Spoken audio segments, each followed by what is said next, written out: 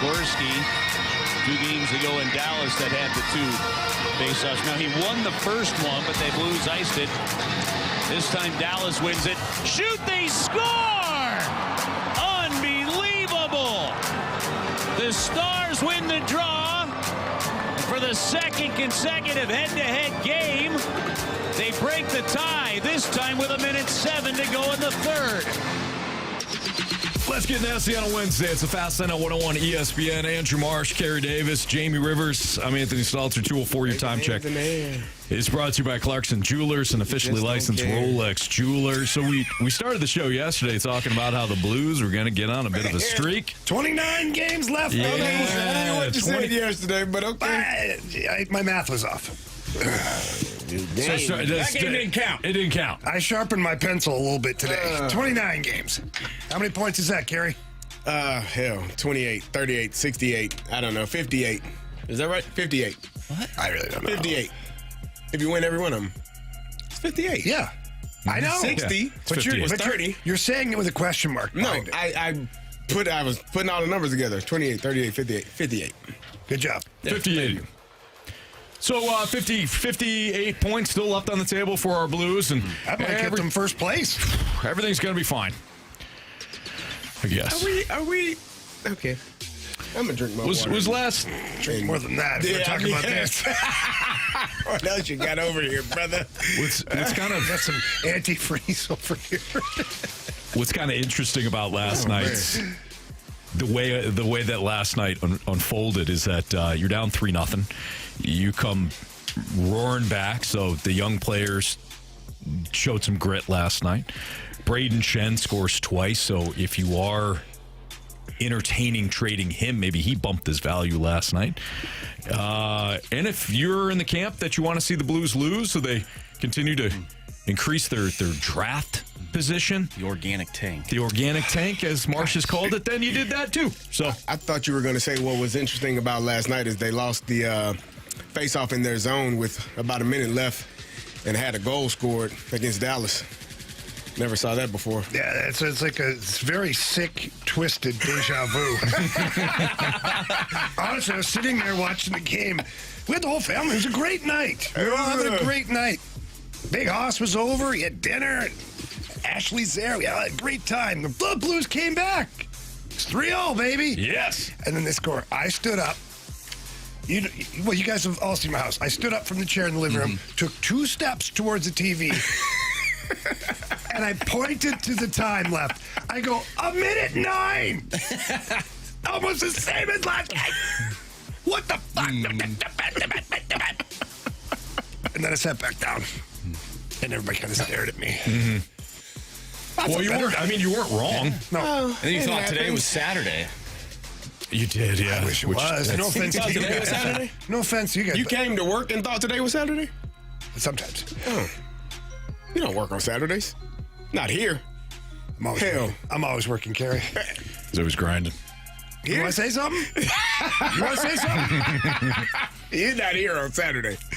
You might be a lot of places on Saturday, but I know damn sure you don't make the mistake and drive here on Saturday. You know what? Contrary to what you think, I love working here, Carey. I know you do. You know, I come in on days I'm not even on the air, and I practice in that room. Do you? I sit in there, and I talk about the Cardinals, and then I record it and listen back and make sure that I've got things right. Good, yeah. It's I always play good to review Gauntlet against myself. while also hosting it, just to make sure that you got the timing right. Yeah. I'm going to pretend I'm Anthony Stalter. There you go. Good luck with that. It can be scary. This is I mean, we can laugh and joke. This team is playing about as best as they've played all season, and they've lost 5 in a row. And 4 of the games have been very close. You've pulled the goalie on the last 4 games, meaning, hell, you're right there, brother. But you just can't get it done. You just can't get fooled again. Damn it, man. I think they did. I think they did get fooled again. I feel it's just It's like bad luck, man. my heart breaks for those guys. You come back from 3 goals down to the Dallas Stars, That's a heck of a job by your team. You didn't give up, and you could have. Yeah. Easily. Had you just mailed it in, just another loss, right? They didn't. It kind of hurts more. And It kinda does. You lose a face-off. You have two guys that get in the shot lane, blocking the vision of the goalie, and it goes off of one of them slightly and changes direction and goes in the net. Rule of thumb, if you're going to skate out there to block the shot from a goalie, was told to me by Grant Fuhr, who's a Hall of Famer, Carey. Yeah. Not like Bill Belichick. He's a Hall of Famer. What is that guy ever We'll done? get to that. Yeah, we will. He said to me one time, hey, I love that you're willing to block shots, man. It's awesome. Yeah, it's great. But if you're going to block it, you better block it. Because otherwise you're blocking my vision. So he says, it's going past you, and then I've got to pick up the puck once it passes you, which is halfway to where it's coming from, means I have less time. Yeah. So if you're going out there, he's like, sell out. Block that thing. Or get the hell out of the way. I never forgot it. I mean, it's good. It's good practical advice. And then last night, what happens? They're in that in-between land. They don't block the shot. It goes off one of them in the net. Where Binnington, that wrist shot from the blue line with them out of the way, it makes the save easy. Yeah. It's a perfect outcome for the organic tank. The organic tank. Well, for those in the camp for the You need organic to start wearing tank. all black. You're the villain around here. Talking about? You're the villain. He's Not Carey. Carey's optimistic. What? No, I said your clothes. Oh. Yeah.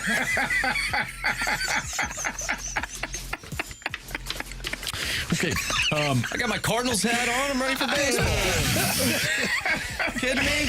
This hat's from the 80s. This team's going to play like 80s Cardinals baseball. I would love that. They are. I would love Absolutely. that, actually. Going back to the Blues, though, I thought Braden Shen kind of said the quiet part out loud when he said we're finding ways to lose hockey games. It's just so poignant. I mean, they fight back. They score some big goals finally. Still lose. I mean, it's just... I thought the luck had turned when the puck bounces off the referee right to Snugger's Right? stick, passes it to Shin, bang, goal. Finally, a break goes the Blues' way. I was like, that's the stuff that usually happens to the Blues. correct. Right. And I was excited. I was like, okay, they are going to win this game now. And then you get a face-off in your own zone, and you don't win it, and... You can't lose it in the that back of clean the net. either. Like Nick Bukestad's been playing very well since coming back from injury, but you can't, in that situation, you may not win the puck clean back, but you can't lose it clean. Yeah. Like that. Like, you just tie up the stick and let your wingers come in and battle away. That way it's an ugly play. That thing was one flat, straight back, straight tape to tape. Not great. So we're going to ask for your mic drops today, and we're just really interested in what your perspective is as a Blues fan. So the Scott Lee Heating Company mic drop feature is available via the Dobbs Tire and Auto Center's 101 ESPN mobile app. So if you go to the 101 ESPN mobile app, you'll see the mic drop feature at the bottom. Just click on the mic drop and then leave us one, and we'll review it. And then you have an opportunity to hear what your thoughts on the Blues are. So why are you still watching the Blues? And Not us. I wasn't asking you guys. Oh, well, I know why you have to watch them.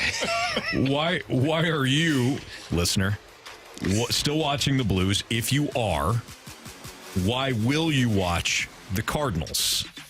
We know that this is a build, which is a fancy way of saying rebuild. But if you do intend to watch the Cardinals, I'm sorry. I didn't mean to cut up. You're great at your job. Trying to I'm work sorry. here, Carey. I'm if just here. if you do intend to watch the Cardinals, Quit interrupting. why or why not? Leave us a mic drop. Is that what we were calling it now? I mean, we got tired of the rebuild and the retool. That's what We're they're just calling it a ooh. Cardinals. Calling it a Why? build. The What are they ownership. building? They got T-shirts available. Come build with us. It They're says. not rebuilding anything. They're building. Start from the ground up. Hashtag. Yeah. Come build with us. It sounds better. Go Cards. Does it? Sure. It's all about the optics. So you have nothing, and now you're just building. Well, Because when if you you're have rebuilding, nothing, it's because it was broken down and no good. If you're building, Which if you're building actually- something new and special. Honestly, the way Jamie just said it, it really is a rebuild. exactly. It's not a build. It was broken. It is Take it flat down. out They and got rid of all rebuild the it. broken pieces. So this is they got a new plot of land and they're building. Oh. Ah. So like So building a new stadium as opposed to Tearing one down. rebuilding Yeah. the one that was right or there. like fixing the one that's still broken. No, get rid of all the broken. I see what you're saying. Yeah. So it kind of turns to the old team's turned it into a parking lot. Yes. And now they're rebuilding. Yeah. No, they're building. Building. Yeah. Excuse me. Something they're building special, this too, stadium. Anthony. Yeah. Something everybody will like. Yeah, everybody's going to visit that. It's going to be new. Yeah. It's going to be Exciting. new, Unknown. young, Unknown. clean. Uh-huh. All right. So, yeah, that's what we're asking for mic drops. Man. We got This job's going to get real interesting over the next 6-7 months. You want to reread the question again? Yeah, sure. Why are you still watching the Blues? No, wait. Let me try again. Why are you still watching the Blues? Give us your answers. Are you still watching the Blues? If not, tell us. And why would you watch the Nope. Why are you going to watch the Cardinals? Give us your thoughts. Leave us a mic drop. What do you think, Marsh? I Is that like right? it. Okay. Yeah. That's All right. good, man. Really All good. right. Tell you what's not good. These bozos leaving Bill Belichick out of the lineup. Oh, man. That's next on 101 ESPN.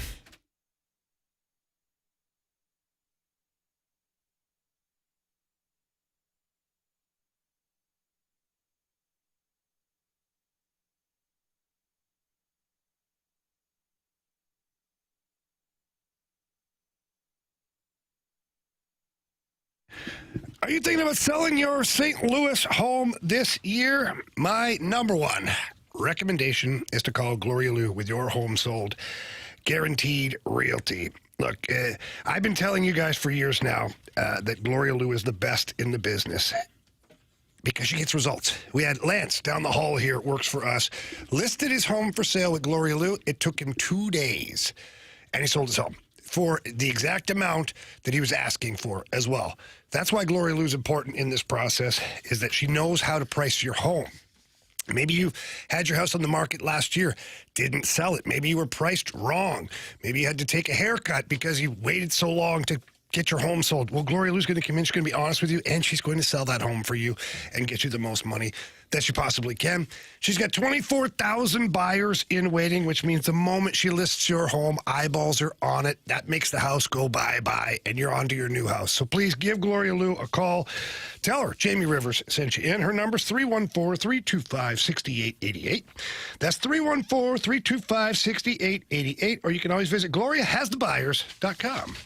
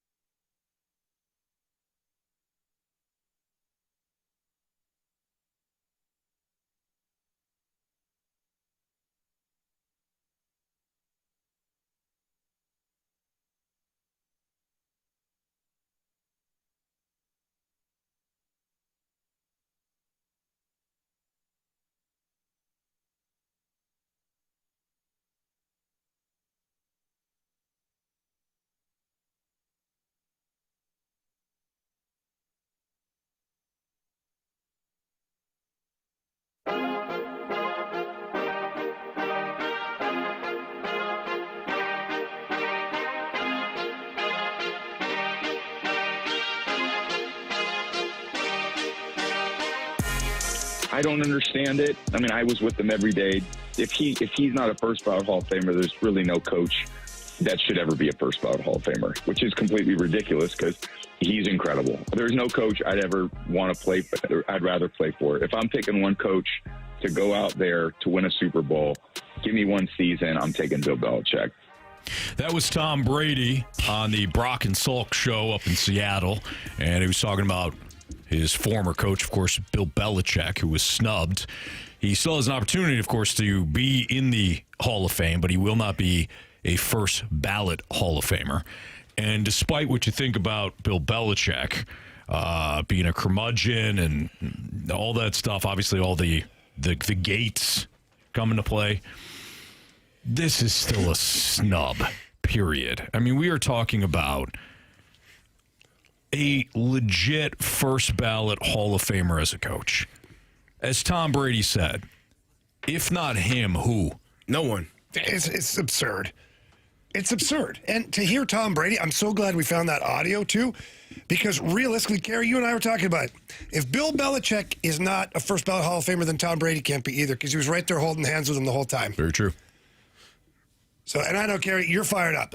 So I'm not going to waste any time here. I'm going to hand it off to you. Well, the committee that was choosing or selecting this go-around had 5 people to choose from. It was Bill Belichick, Ken Anderson, L.C. Greenwood, former Pittsburgh Steeler, Ken Anderson, former Cincinnati Bengal, and Robert Kraft, and I'm missing one, I believe, and Roger Craig. Mm-hmm. And so you have a committee that you got to get 40 votes from out of 150 votes that are available. 40. Out of how many? Out of 150. I thought it was 50. Right. Okay. No, I believe it's 150? Yeah, I believe so. Wow. Okay. 150 total. 150 total. Yeah. So you need at least 40 votes to to be on the list. So that means more than enough people left him completely off of their list. And the frustrating part, Tom Brady said it, if he's not a first ballot Hall of Famer, who is? We had this conversation last week when we were talking about Andrew Jones, who it took him 9 years to get into the Hall of Fame. The notion that people will not vote for a person based on how they feel about him is, in my opinion, utterly ridiculous. If you just look at the numbers, number one in Super Bowl wins as a coach, number one in Super Bowl appearances as a coach, number one in playoff wins as a coach, number two in all-time wins as a coach to Don Shula.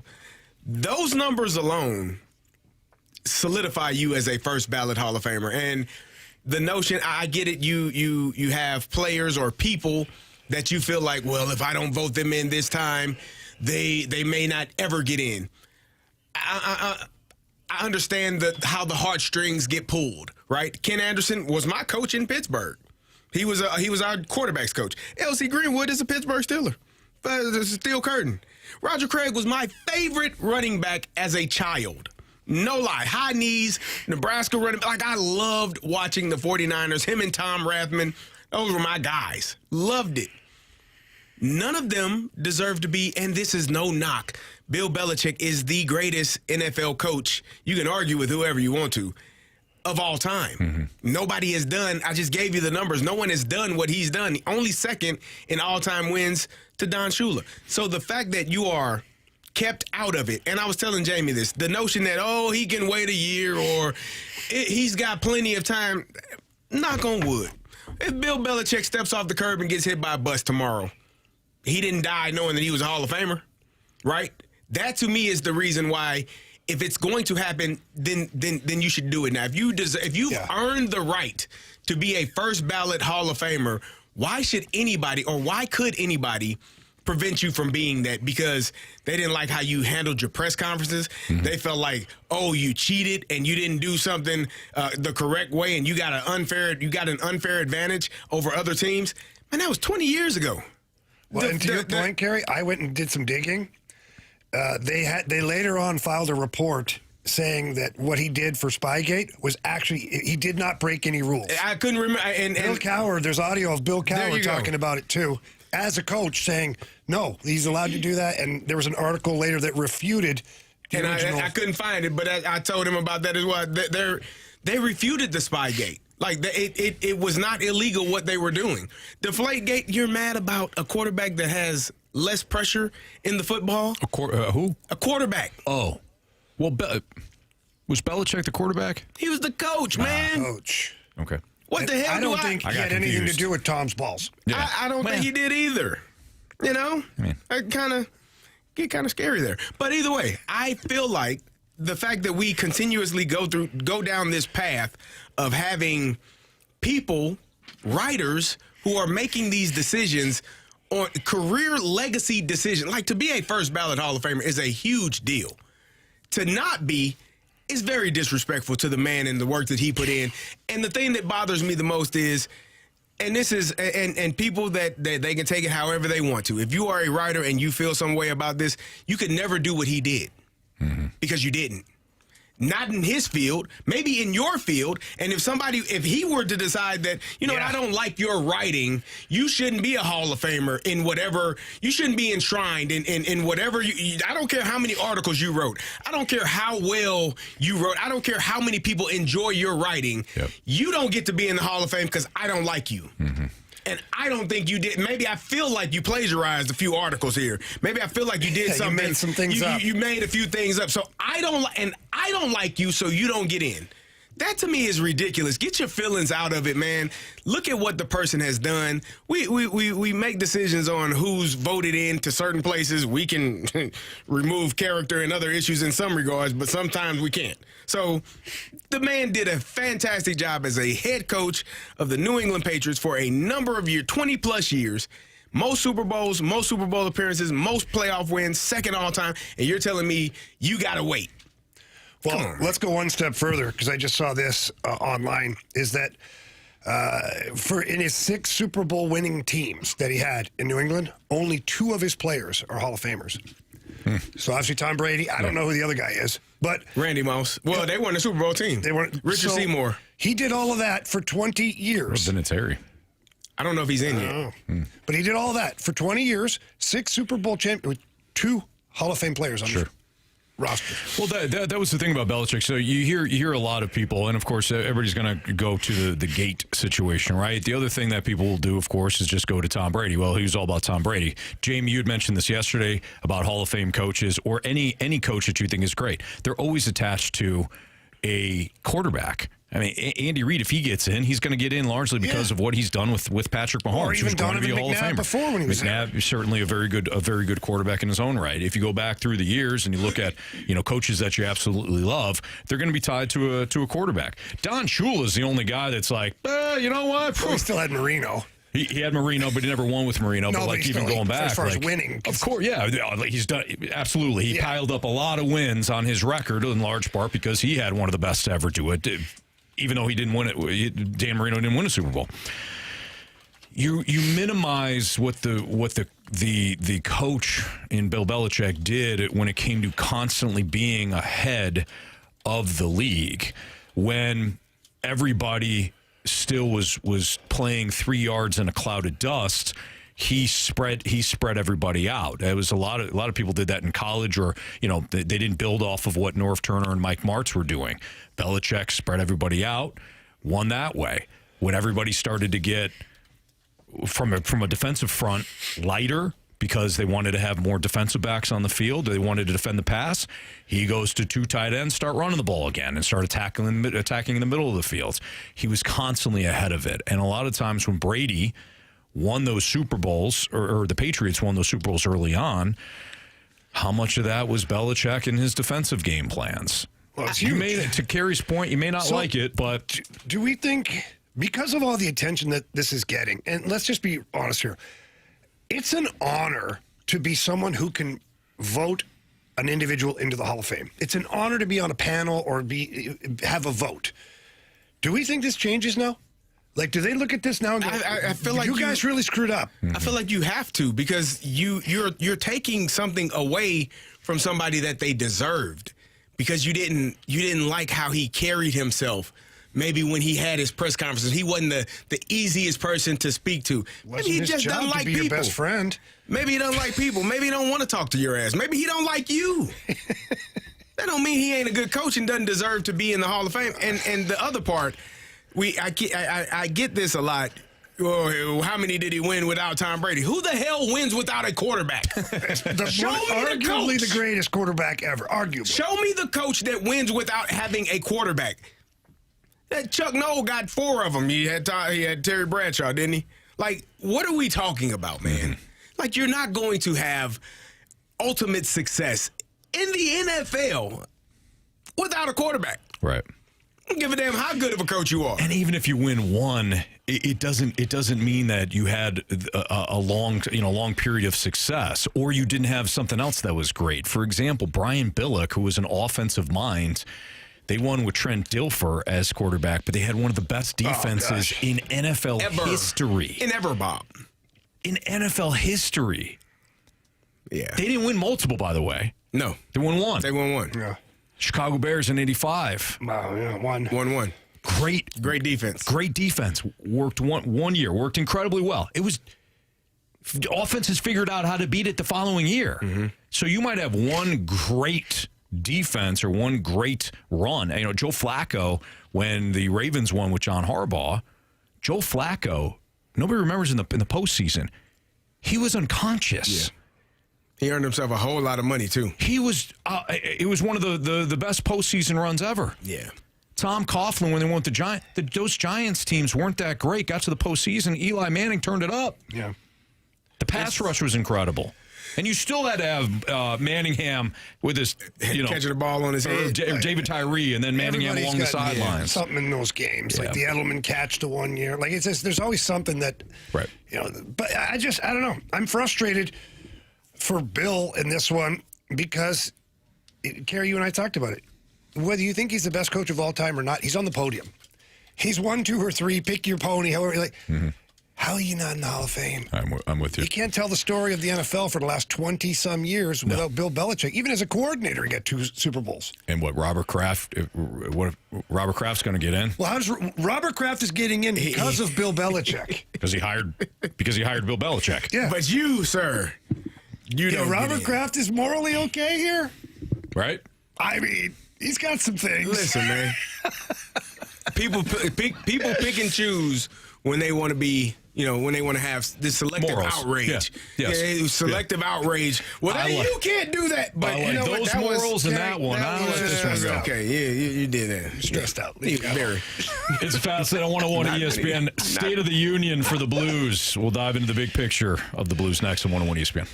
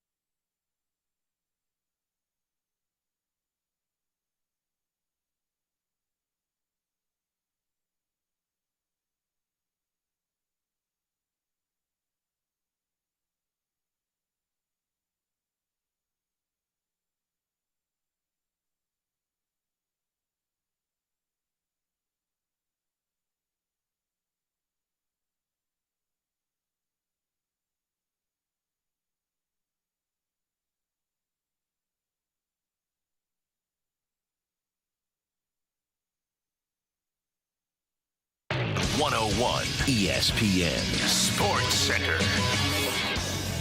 I'm Andrew Marsh. It's time for a Sports Center update brought to you by Saliga Heating and Cooling. Deja vu for the Blues. A late period goal for the Dallas Stars lifts the Stars over the Blues 4-3, the final last night. Blues will be back in action tomorrow, taking on the Florida Panthers. Pregame starts at 6.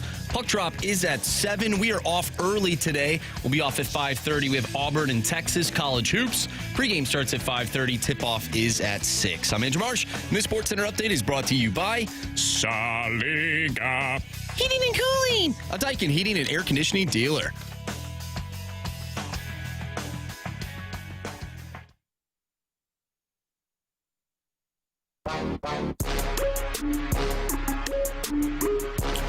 Well, we asked for your mic drops in the first segment. Why are you still watching the Blues? If you are, what are the reasons behind it? And why will you watch the Cardinals, despite the fact that you know that this is not going to be, or very, very unlikely to be, a competitive team?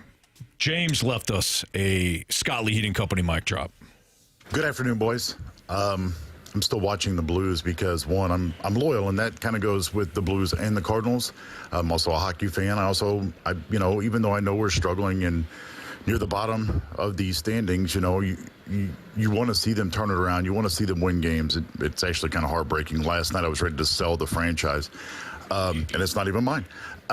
When it comes to the Cardinals, I'm going to watch them because young talent is fun to watch. You want to say, hey, I remember when, Mason Wynn did this, or Victor Scott, came up and he, let's say, for instance, hit for the cycle, or I want to be the one that says, hey, I was there when Jordan Walker turned it around, or Nolan Gorman hit his 40th home run of the year. You want to be able to experience that. And like I said, when it comes down to it, loyalty to both teams as well. And I'm a hockey fan, and I love this team. I want to see Jordan Binnington turn it around.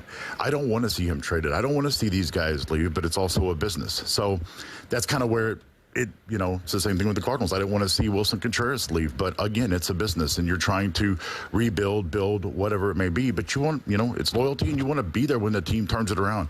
Ultimately, that's just my point of view. Thanks, boys. Have a great show. Thank you, James. Sweet voice, James.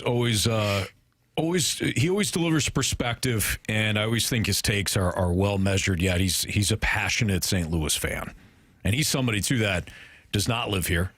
I think he lives in Nashville. Sweet voice James? Does he? Sweet voice James. I thought he was local. Might be. I know he feels local. He feels local, but I mean, he's somebody that is incredibly passionate about his team, and for him to say, sometimes people say, "Well, I'm just loyal." I believe it when James says it.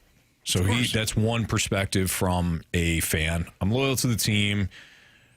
I want to see this thing through. If they do wind up turning it around, I don't want to be the fan that jumped off and, knowing that what they did in 2019 last year could be a possibility. So I get that. Plus the team, it's weird. There were times over the last couple of years with the Cardinals where we're like, what? There's no point in watching this. Mm-hmm. There's no point in watching some of these veterans or some of these players that have no future here lose games. I don't think we're there with the Blues. So I understand it from his perspective on that. All right, speaking of the Blues, let's do a little State of the Union for the Blues. Lose a couple more players, Jake Neighbors and Jordan Kyrou. Yeah, a little update on that. Yeah, go ahead. Monty spoke to the media today and just said that it is the best case scenario of their day-to-day right now. They had feared that it could be long-term. It's not. Doesn't know if they'll be players tomorrow night or not, but it is being recognized as day-to-day. Okay. So that's better than 3 or 4 weeks. Sure. So we talked to Jeremy Rutherford, our Blues insider, about this on Monday, and he indicated, hey, with the trade deadline coming up, who knows, the Blues could be active. I think if we take a step back and not just ask, well, should they trade this player, that player, this player? What right now is the state of the Blues? If you look at it from Doug Armstrong's perspective and the front office, because you do want to accomplish something. You want to accomplish something now, and you want to set yourself up good for the future. Well, one of those things is one of the ways to answer that question, I should say, is taking inventory of where you're at right now as a team. So how would you answer that question, Jamie? Well, so I think you ride it out to the Olympic break here. Just kind of, and I don't think Army's going to do anything drastic before that anyways. And most teams aren't going to trade because then you're carrying someone's salary throughout the Olympic break. He's not even playing for you. So anyways, that's a business thing. Following the Olympic break, I think you have to have a plan in place. Like, what are we? Well, we're not a good team right now. What do we need to do to become a good team? Well, you got to get players in here that can be part of a good team. Move on from some of your older players because they're not going to be part of the future. Mm-hmm. As much as we love them, or maybe you don't, whatever, it's your choice. Yeah.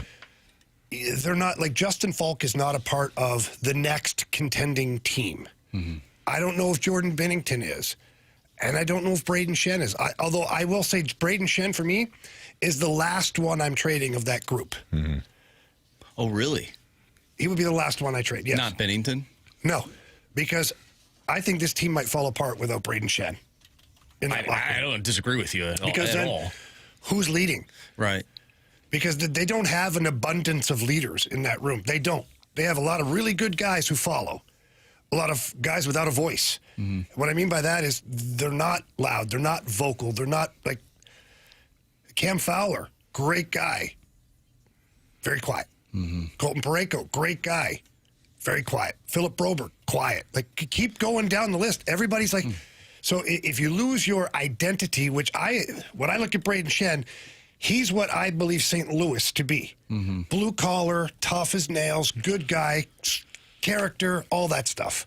So you mentioning that sort of puts me in the mindset of, like, is this team missing sort of like a glue guy or like character? Like Pat Maroon, to me, was the perfect guy to just bring him back. Like, get everybody going and like, let's I don't know, let's get some positive vibes in this locker room. Like, even if we're losing, like, let's laugh. Let's do something. It sounds like that's not the case. It's not.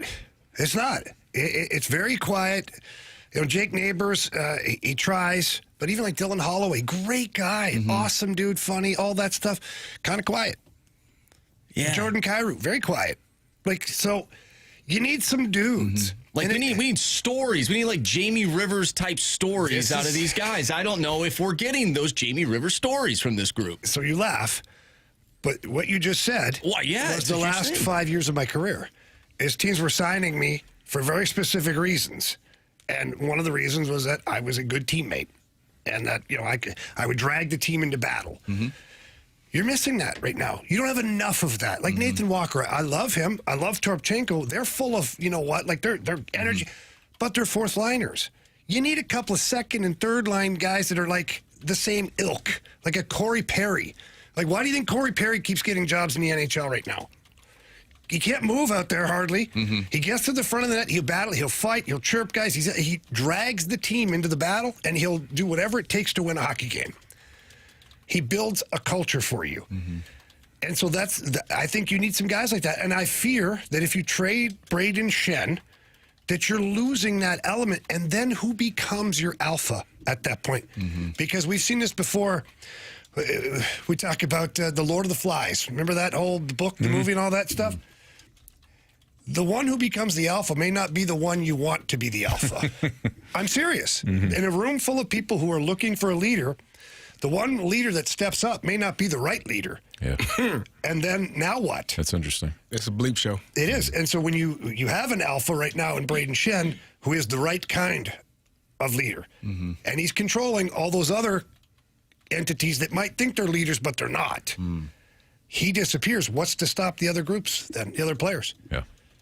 Yeah, that's a good point. It's one I never thought of. I'm just saying, man. Yeah. And that goes for all walks of life. Any company.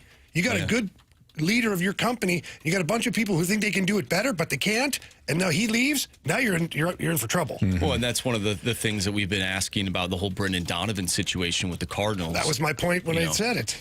Who will be that guy? And maybe the Cardinals, maybe they talk more than the Blues. We have no idea. We're not in that clubhouse. We're not in the locker room. I really don't know. But, yeah, it is an interesting thought process because, when you said that, I'm like, who's the glue guy in this room? I don't know. Yeah. And the glue guys are just as important as the stars on the team. Well, they are. And the glue guys, like, let's not be confused here. Glue guys aren't just guys that are, like, 5, 6, 7 minutes a game of ice time. Glue guys are guys that make a difference.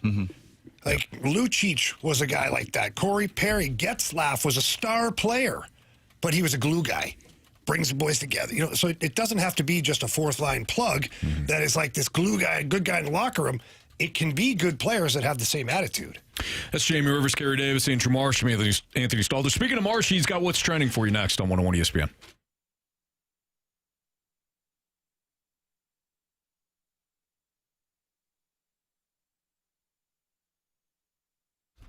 I love working with Mosby Building Arts. One, they did such a tremendous job with our situation in our house when we had to have some patio doors replaced. It was causing a bunch of issues with rain and water in the basement. And they did a phenomenal job walking us through all that and explaining what was really the issue. Unlike other companies that came out, no knock on them. They didn't have a handle on what Mosby did, because Mosby kind of they picture everything. They got experts within the house, in their building. So whether it's a kitchen remodel, a bathroom model, or something like we had with doors, everybody's in house for them. They've got their own construction workers. They have their own architects. They have their own electricians and plumbers. It's phenomenal. But what's got me thinking about Mosby recently is they understand how real life plays out in the home.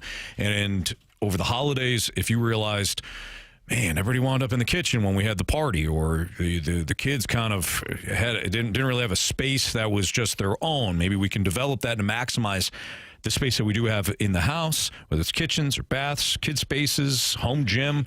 Mosby can help with all that. And if you call 314-909-1800, they'll send somebody out. They'll have a free brainstorming session. You can tell them what you're thinking about with the home remodel, what's realistic, what's not. Their interior designers are fantastic. They can help you even if you don't know where to start. This is where Mosby comes in. So check out Mosby. Call Mosby.com for inspiration. Again, call Mosby.com for inspiration. When you do tell them that you're remodeling your home and got some ideas, tell them that Anthony Stalter told you to call. You're going to love working with Mosby Building Arts, the right remodeling company.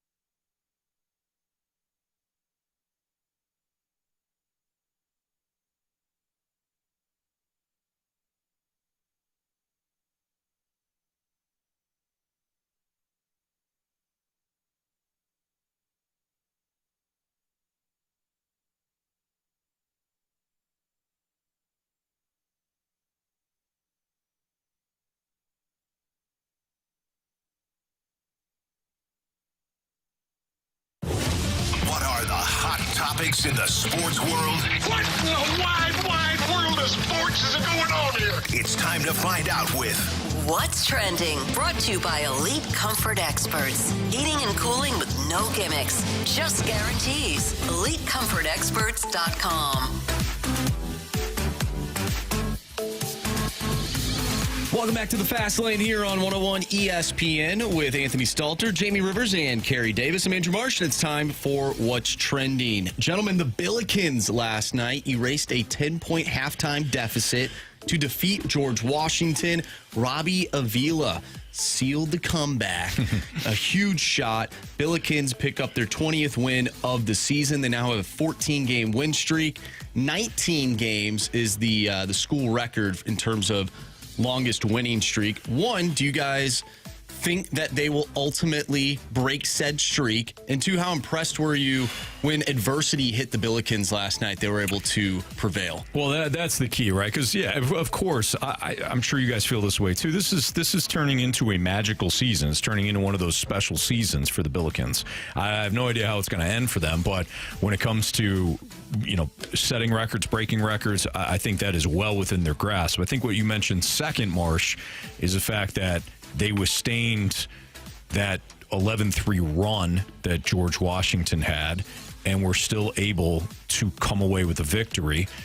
That shows a lot of grit. It shows that they can not only sustain a lead when they have a big lead. We've seen that countless times before, have a big lead at halftime and keep their throat on an opponent. They can also show that grit when their opponent shows up, has a bit of a run of their own, and still come out with a win. I think this is a resilient basketball team that wins in a multitude of ways. And last night was another example of that. And what a performance, too, by Trey Green. Scored game and career high, tying 23 points, including the career high, tying three-pointers. He was 6 of 10 last night. They're fun. Mm-hmm. I obviously survive in advance. That's the most important thing. Win every game.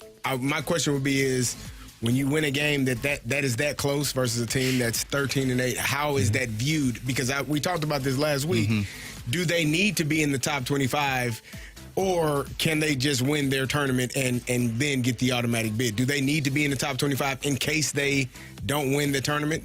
Those are questions that I think, if you're winning games, and a win is a win, every game is not going to be perfect. The fact that you, like you said, battle through adversity, hit a game-winning three-pointer, you're able to get out of that game with a victory, that's the most important thing. But I do think that style points at some point are going to matter as well. So I would just be leery of that. Not that you still won. Don't take anything away from that. But understand how you win. To some people, if you leave it in voters' hands, Anthony, anything's possible. Wow, that's really tying it together well. Just saying. Yeah. You never know. Very on point. Bill Belichick conversation was had at 2:15. Yeah. Go back and listen. Yeah, not every game, and I know you're not saying this, Carey, but not every game's going to be a blowout. It's just not possible, especially in college basketball when you're playing every couple of nights. So, do they need to stay in the top 25 in case they lose in the tournament? They're better off doing. They're better off staying in the top 25, continuing to climb. I think we could all agree with that. But I don't know how, unless the bottom falls out in the next month. I don't know how you can leave this team out of the tournament. Save if you outside if you get bounced early in the tournament, in the A-10 tournament, which I don't think will happen. I think they're too good. And I think that what this team could ultimately provide the city, given where some of the sports teams are, the professional teams are, I think come March, there could be a really huge backing for this team for the people that really haven't jumped on board yet, and they're sort of kind of feeling this out. But for those that are fully entrenched in the team, they got to be super proud and super excited about what they're watching. But for those that are starting to just now come aboard, this could ultimately be something that galvanizes the city in terms of sports, heading into the springtime. Sure, I agree. All right, we're going to have Derek Stevens on. I know he's got a special promotion going on, I think, with the Blues, right, Jamie? Derek Stevens from big Circa stuff, Sports. big news. And obviously we'll take a look at some of the props going on right now for the Super Bowl. I know for Derek Stevens at this time of year, whether you're owning the sports book or you're setting the lines, Super Bowl is the most wagered on event in the calendar year, and with the amount of game props and player props that are going on, I'm sure the next 2 weeks are going to be very interesting for guys like Derek Stevens. So we'll talk to Derek Stevens of Circa Sports, not only about the Super Bowl stuff, but also about some things going on right now with the Blues. That's next in the Fast Lane here on 101 ESPN.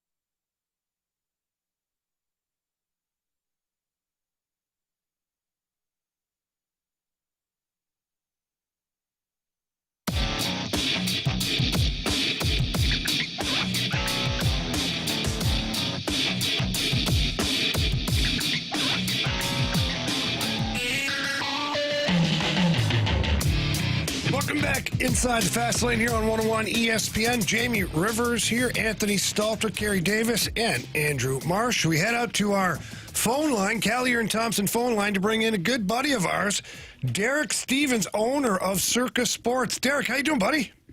Hey, all right, JB, how you doing, man? I'm good. I'm pretty excited here. We got big Super Bowl game coming up here, and I was wondering, I was talking to Anthony just the other day. I said, I wonder if the teams that are in the Super Bowl affect any of the gambling that goes on or some of the wagers. Is there any effect on that at all, depending on the teams? Oh, absolutely. Matchups make it happen. This particular matchup, from a handle perspective, is not optimal, but, it's still the Super Bowl and it's still growing.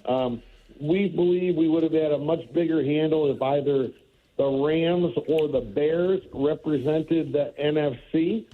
And from the AFC side, Patriots are okay.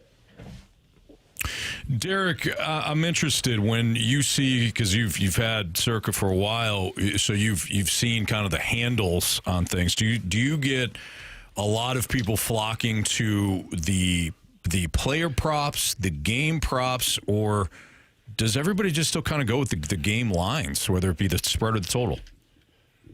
No, this is a pretty special game. I mean, the amount of prop betting on Super Bowl is a whole nother animal. There's so many props out there. You could effectively bet on everything, and I think people love doing it. I would say the standard props are the ones that people really like to get after, and there's a limit. You can't bet 100 props. You don't remember what you're rooting for. So, I would say, most people would bet four to six different props. Usually a couple standard ones and a couple fun ones like, will there be a defensive touchdown, things like that. Hey, Derek, I know you got a lot going on, Super Bowl time, but I also know that you got a lot going on right now with our very own St. Louis Blues. You got some exciting news. Can you share that with our listeners? Yeah, what we got cooking with the Blues is something I think is pretty cool. We've got a scenario where we're doing a random giveaway, which includes a 2-night stay at Circa Las Vegas, a lunch in the world's largest sports book, a day bed at Stadium Swim, which is always sunny at, by the way, drinks at Legacy Club, and we're sending two lucky people to Vegas for every single Blues home win. So the Blues randomly select somebody, and we're taking somebody to Vegas at every single Blues home win. That's pretty awesome. Derek, I was wondering, with it being Super Bowl coming up here in a couple of weeks, what is the biggest betting time? Is the Super Bowl the biggest one, or are we looking at maybe the Final Four, Sweet 16? Do you expect a lot of money coming in this weekend, that weekend of the Super Bowl? Yeah, the Super Bowl is the number one wagered game. So it's a complicated question. It's the number one wagered game. Okay. But the first weekend of March Madness, that's the biggest event. Gotcha. Now, you got a lot more games and all that, but the Thursday, Friday of March Madness blows away the handle for Super Bowl. But Super Bowl on a single game event, that's number one. So, Derek, where would something like the Kentucky Derby rank? Or is it just because more of the casual fan can bet on the Super Bowl, and you have to be really into horse racing for the Kentucky Derby? Yeah, I mean, Kentucky Derby is a great event. It's a lot of fun. It represents Americana. But, these are $2 bets here. I mean, Circa Sports, we were in the news here yesterday. We're the first ones to take $1 million bet. We had somebody bet $1.1 million on the Patriots money line. That's where Kentucky Derby, it's all $1, $2, $10 bets. It just doesn't add up to something like Super Bowl. Chatting with Derek Stevens of Circa Sports. He just mentioned the Blues event that they got going on, kind of the promotion with that.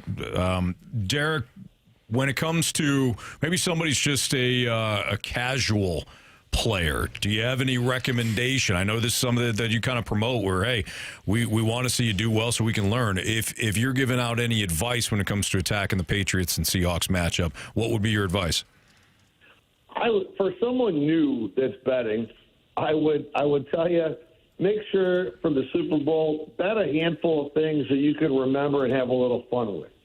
Start off early and bet the coin toss. Bet heads or tails. That's probably the most popular prop. It's just for fun, but I would say bet heads or tails. That's number one. Then if you like a particular quarterback, bet over or under their passing yards. That's always a good one. And then maybe take a couple shots on who's going to score the first touchdown. Those are the props I'd recommend. They're easy to remember. You have fun throughout the game, and I'd recommend you take those. And then take the team you like. If you like Drake May, go Patriots. If you think Sam Darnold could do it, take Seattle. So that's how I would kind of play it if you're just a casual fan enjoying yourself. Now, Derek, I have a non-sportsbook question. It's more casino-related because I fancy myself as a pretty good blackjack player. What do you say is the best game for, like, overall experience and the best opportunity to win my money back? Well, that's kind of complicated. It's kind of individualized. I would say, though, the best odds, and if you can walk into a hot crap game, you're in good shape. There's nothing like a hot dice game, you know. So I would put that up as my number one. That's where I think you guys really have the best chance of increasing your payroll by like a 10x. Wow. Keep that in mind next time I go to the casino. So, Derek, I heard you guys are coming to town here pretty soon. A couple of questions regarding that. One, you guys got anything fun planned while you're here? And two, why the hell would you leave Vegas and come to St. Louis right now in the snow? Yeah, well, we've been lucky out here in Vegas, man. The temperature's been warm. It's been sunny, anywhere from 65 to 70 every day. But I know the rest of the country's not like that. But we're excited. We're coming out to St. Louis. I think we're going to be in St. Louis like the 22nd through the 26th or 7th or something like that. We're gonna have a lot of fun on the first game back from Olympic break. And well, you know, Eric Stitzer and the guys, they got us hopping around. So we're excited about coming back. And that restaurant, this little Italy. My God, I want to try all these restaurants. I'm going to love it. Yeah. Well, I can't wait for you guys to get here. It's going to be a great time. Again, you guys are doing amazing things in the gambling space. And for our listeners right now, get onto the App Store, the Google Play Store, download your Circa Sports app today. It's the white logo. Make sure you click on that one. That one's for Missouri. Derek, thank you so much for your time. Looking forward to catching up with you at the end of the month. And, hopefully you have a great Super Bowl at the casino. All right. Thanks a lot. Great to talk to you guys. See you soon. Take care, Derek. Thank you. All right. Bye-bye. That's Derek Stevens, sportsbook owner, operator for Circa Sports. Yeah, for those who don't know, Derek is a really unique individual. You know, I told you guys the story. Met him in Detroit, and he was a car parts distributor. Very small company at first. Then he became the company was developing certain parts that you could only get it from him for like some of the Chevy products and things like that. So the company grew, became very successful. And he's been a lifetime gambler. He's not lying. He used to go over into Windsor and gamble at the casino, to all that stuff. He went into Vegas and it was the golden nugget. And he was like, this isn't working, I want to get some guys together and buy this casino. They got 2 or 3 guys together. They got it for like a really good price because it was going out of business, whatever. Revamped that. Then he went out on his own and started the D Casino. It's for Detroit. It's a big D for Detroit. And that went really well. And then he had a few beers in him one night. We're sitting there at the Long Bar at the D Casino. And my brother was there with me, and he's like, I'm going to put the First Resort in downtown Las Vegas. He's talking about this. We're going to have the largest sports book and all this stuff. I thought, okay, it's the beer talking a little bit, right? No, you get on there, Google Circa Sports, go check out the images. Get there in person, honestly. It's amazing. That stadium swim, it's a beautiful pool. You sit there, you got it's like having a sports book outside as well.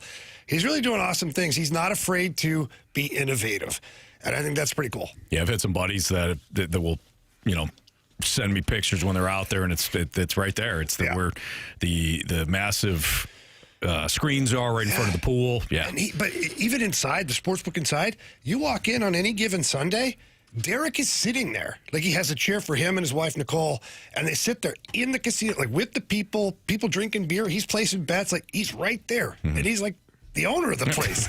It's wild. It's where he wants to be. Yeah. All right. It's Fastlane on 101 ESPN 312. Your time check brought to you by Clarkson Jewelers and officially licensed Rolex jeweler. We're continuing to take your mic drops. Why are you sticking with the Blues if you're watching the game still? We're just kind of having an open roundtable discussion about, if you're still watching despite the losses piling up, what is keeping you interested or invested, and why will you watch or not watch the Cardinals despite the fact that they're probably not going to be a contender this upcoming season? So we'll continue to take your Scott Lee Heating Company mic drops. Maybe we'll do one or two more coming up next. There's also a team that if they were bold enough and thought outside the box and weren't afraid to be criticized for a move, the one football team that would be in much better shape than they are now had they done this bold move. And did the Bills just do that very thing? I'll explain why next on one, or how that all kind of works out next on 101 ESPN.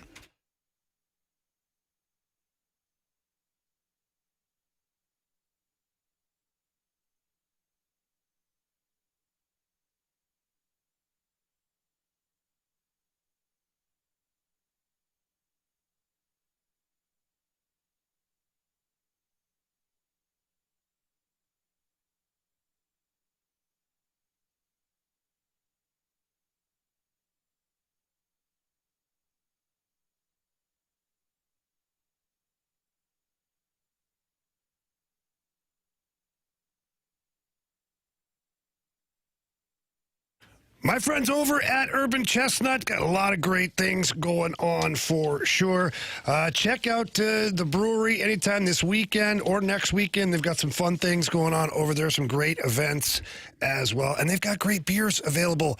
My favorite beer that they got over at Urban Chestnut is Zwickel Light. First time I drank it, I couldn't believe how good it was. And then I couldn't believe how light it was, too. Only 95 calories, 3.7 carbs. It's crisp, it's clean, it's refreshing, and it's just so good. It's got a beer flavor to it, not just tastes like water. It's really a great beer. You're going to love it.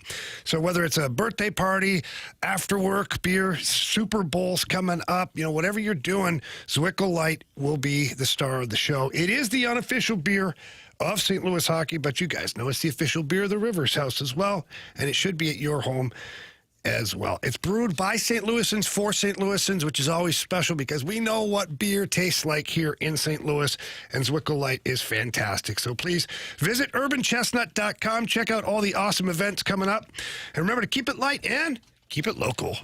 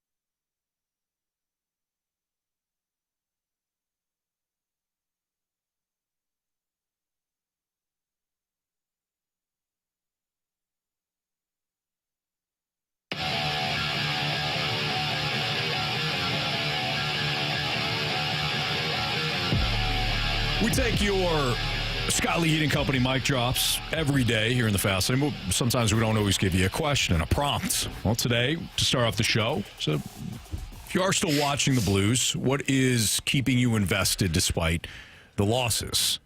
Leave us a mic drop via the Dobbs Tire Auto Center's 101 ESPN mobile app. Also, with the Cardinals kind of combined here, the Cardinals might not be doing a ton of winning this season. If you do intend to watch the Cardinals, what are the reasons behind it? We heard from James earlier. Now we hear from Nick. I'm still watching the Blues because I heard it on one of the games the other night. You've got to love the sport, not just the results. And I'm excited to see the young guys elevated in the lineup get some more time and kind of see what they can do. It was fun seeing Snuggerud and Dvorsky last night. And really, that's all that we can be excited for, see if anything happens at the trade deadline. Hopefully they get a top 3 pick so that way they can get a real difference maker because, as Jamie's pointed out so many times, the guys that we're expecting to be difference makers on this team will never go anywhere because there are no trade clauses. So I guess they're just enjoying collecting their $8+ million a year and never going into a 50-50 battle, let alone winning one and just accepting mediocrity because, hey, they're getting big fat paychecks and who cares about winning. So hopefully these new guys can come along and surpass them and push those top guys down to the fourth line, and they can be $8+ million fourth line players because they refuse to actually play the style that they need to win. So that's what I'm looking forward to, the young guys and seeing what they can do. So Jamie, your retort. One, I didn't say any of those things. Nick What was took this some guy's liberties? name again? Nick. That was Nick. Yeah. Nick, don't throw me under the bus, Nick. No, Nick sounds passionate. He's frustrated. You can tell with his snarkiness that he's very frustrated with some of the play. Snark is always welcome here in the Fast Lane. He slipped that in. It was like, I'm excited for the young guys. By the way. Yeah, he Trojan horsed that pretty good. Hey, I'm impressed. Yeah. You know, I do like what he said to start. There are some times where, there's a football matchup, college football matchup that might not be attractive. You say, there's better stuff to do. But I just love football, and I've always been enamored with some of the teams and how teams play offensively, defensively. I'm just kind of enamored with the sport. And if you're somebody that might be a diehard Blues fan, but you're just grown so frustrated that you got to kind of pull away from it. If you're a diehard hockey fan, you love the sport, like Nick just said, I can see why you just continue to hang on. Might not be all about the results. You just enjoy the sport. Yeah, I agree with that. I think a lot of times people here, especially in St. Louis, they'll show up and support the team if they think the team is working hard, trying. Now, I'm not going to say, blindly support the team just because they're working hard and playing hard. If they lose and lose and lose and lose, like that's an issue. People don't want to just see losses, but they also want to see a team that's working hard to win. And if they don't win, like last night, is a great example. That team came back. It was a good game. You lost.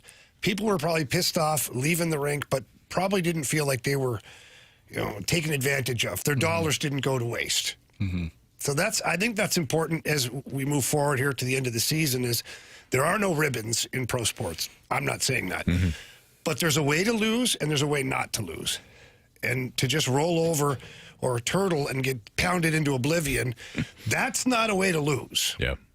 If you're going to lose, do it, punching up type thing. I think it also comes down to whether or not you're an optimistic fan or a pessimistic fan, You can be both sometimes in the same day. No, absolutely. For example, before the show started, BK in the hallway asked Carey about Mike McCarthy, and you seemed optimistic, but not so optimistic. That's delusional. No, I'm intrigued. Intrigued, right? Yeah. So you said you weren't excited. I knew exactly what you said. You're not excited, but you're intrigued. But I'm going to watch to see how it goes, and then I'm going to keep watching if it goes bad to be pissed off. I'm it's kind of like painful. Making myself Anthony made me watch that baseball game. You like that? You did that a little bit? Okay. Still talking baseball? Yeah, I wonder if a lot of fans feel that way. Now it's I'm intrigued to see how these young players do. I'm also intrigued to see if they lose because it's been a minute since this team has had a top 5 pick or a top pick at all, in the NHL draft. And that's something that we haven't really been accustomed to seeing. And it's not a great thing because that means your team ultimately didn't do well. But it is something in a weird way, like a positive thing. You're like, oh, we're being rewarded. Yeah. It's not all doom and gloom. We didn't miss the playoffs and we were in the middle of the pack. There's something to sort of be intrigued by. Sure. Much like Carey's intrigued by what the Steelers are going to do because it's something that he hasn't been accustomed to seeing over the last, 15 plus years? Been a while. It's been a while. Let's see what they look like. Splash McDeuce has I think this is a great comment. I think he's right. There's a difference between fair weather and bandwagon. Fair weather are on and off their own team. Bandwagon is jumping on some other hot team. You can be pessimistic about your team, but those are still fans. They're just frustrated fans. They know that things probably aren't going to change, but they're still watching because they've got that hope that something will eventually break, that they're going to be wrong. And fans that are pissed off about their team would be thrilled to be wrong about it. But sometimes you're just right, and the team's not going to do anything. Yeah. So, we're going to do Prove Me Wrong coming up. So 314-399-9646. That's the Air Comfort Service text line. If you want to send in a Prove Me Wrong statement that Carey, Jamie, or I will have to prove you wrong on, and in the eyes of our judge, Andrew Marsh. So we're going to do that in about 5 minutes or so. Marsh actually posed this topic, and I find it interesting because this is something that I had brought up in Marsh. I think this is why you kind of latched onto it. I brought up after the 2016 Super Bowl collapse with the Falcons when they lost 28-3. I don't know if you guys remember that one. I don't remember. That was hard. What? 28 to... Yeah, Falcons were up 28-3, end of the kind of toward the end of the third quarter. Yeah, complete domination. Found a way to lose in overtime. I don't know if I remember that because I don't remember them winning. It was week 14 of the regular season. No, it was a Super Bowl. Oh, yeah, okay. Yeah, it was a Super Bowl. 28-3. 28-3. Yep. That seems like a pretty big lead. That does. I mean, you should just run the ball. Insurmountable, some would say. Yeah. Anyway, the worst-kept secret is that the 49ers are going to be hiring Kyle Shanahan immediately after the Super Bowl. And leading up to that point, I remember telling my buddies, this will never happen. They'll be criticized. They'll be crucified. But the Falcons should keep Kyle Shanahan and fire Dan Quinn. And I said it at the time. And the reason why I said it was because Matt Ryan won the MVP. It was clear that the Falcons were winning because of their offense and Kyle Shanahan, not because of their defense or anything Dan Quinn was doing, despite being a very likable coach. And I don't think there's any question that it would have been a bold move. It would have been criticized. They would have been vilified, and they'd be a much better franchise right now had they kept Kyle Shanahan. There's no doubt about it. But this is why we're bringing this up now. So football stats guy on Twitter says, for Bills fans' eyes only. Well, and now we're expanding it. But so much for that. Yeah. In 2016, the Falcons were a Tier 1 NFL team. Matt Ryan, MVP. Kyle Shanahan calling plays. Dan Quinn is the culture builder. They reached the Super Bowl. We know how that ended. And you guys now know how that ended, the 28-3. Afterward, the Falcons kept Quinn. They let Shanahan walk. Shanahan went to the 49ers, built a modern NFL powerhouse. No Super Bowls yet. Also no Josh Allen. The Falcons, years of resets, coaching changes, no clear direction. Let this be a case study for Buffalo. Joe Brady is a hot commodity. Helped get Josh Allen as MVP. Brady was interviewing with multiple teams. The Bills chose to keep him in-house. Atlanta let the future leave. Buffalo didn't. Now, I don't know if Joe Brady is Kyle Shanahan. I don't think he is. But it is an interesting juxtaposition. If you're criticizing the Bills for staying in-house, which doesn't always work for NFL teams. There's a lot of coordinators that are elevated head coach and it just doesn't work out. It is an interesting way to look at it, though. Obviously, this was a Josh Allen move. They kept him happy. It remains to be seen whether or not Joe Brady can be an NFL coach. But when you've got something that works, I don't think it's the worst idea to elevate what works and just see it out. I think time will tell, obviously. I don't know.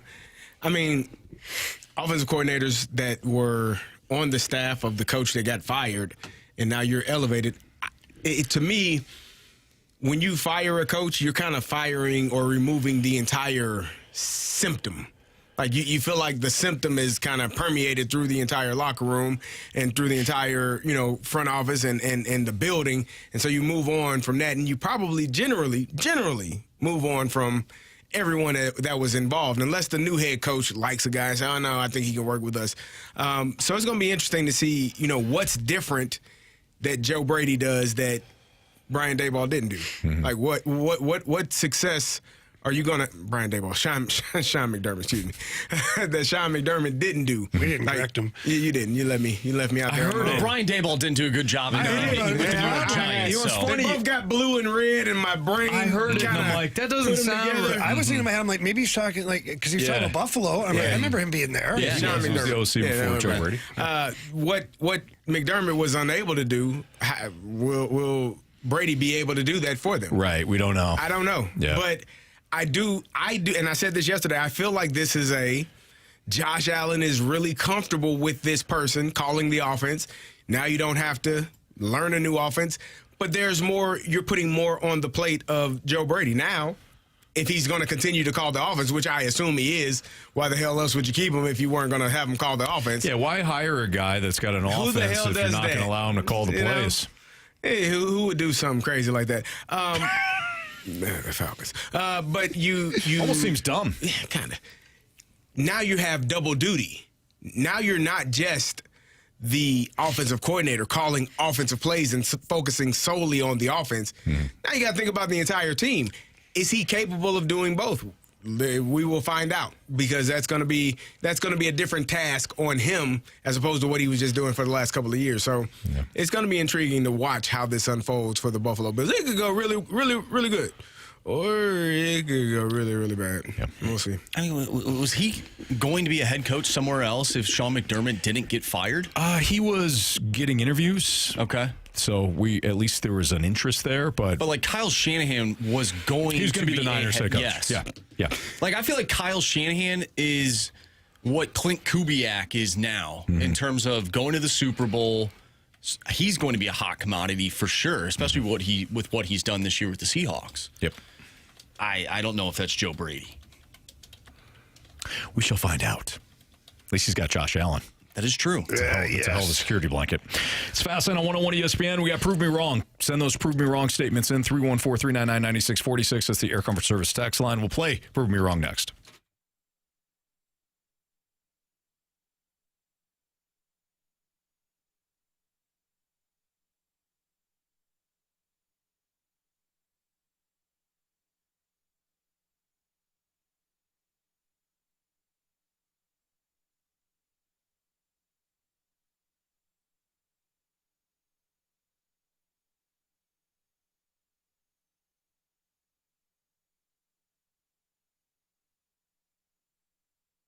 Hey, it's Carey Davis and my good friends over at Genesis of St. Charles. They want your trade-in. Now is the time to visit. Don't wait. They are willing to pay more for it on any new Genesis purchase. Genesis of St. Charles is your #1 Genesis dealer in Missouri for 2026. They are your premier Genesis dealer, and you need to stop by today. They have no games, no gimmicks, just upfront pricing. You can unlock the e-price today. Every purchase comes with 3 years of complimentary Genesis Service Valet. That means complimentary vehicle pickup and delivery, plus a loaner vehicle at no additional cost. They have a large selection of new Genesis models in stock ready for you to take home today. Some of those models have massaging seats. You can enjoy the lower lumbar massage while you're riding down 70, and you can go in there and pick it up on Highway 70. It's closer than you think, located at Mid Rivers Mall and Highway 70, 5601 Veterans Memorial Parkway in St. Peters. Stop by today to experience the luxury state-of-the-art facility that they have. They are Missouri's first and only standalone Genesis dealership. If you're unable to get in, you can't stop in, you don't have time, you can visit them online and go buy that car today. GenesisofStCharles.com. That's GenesisofStCharles.com.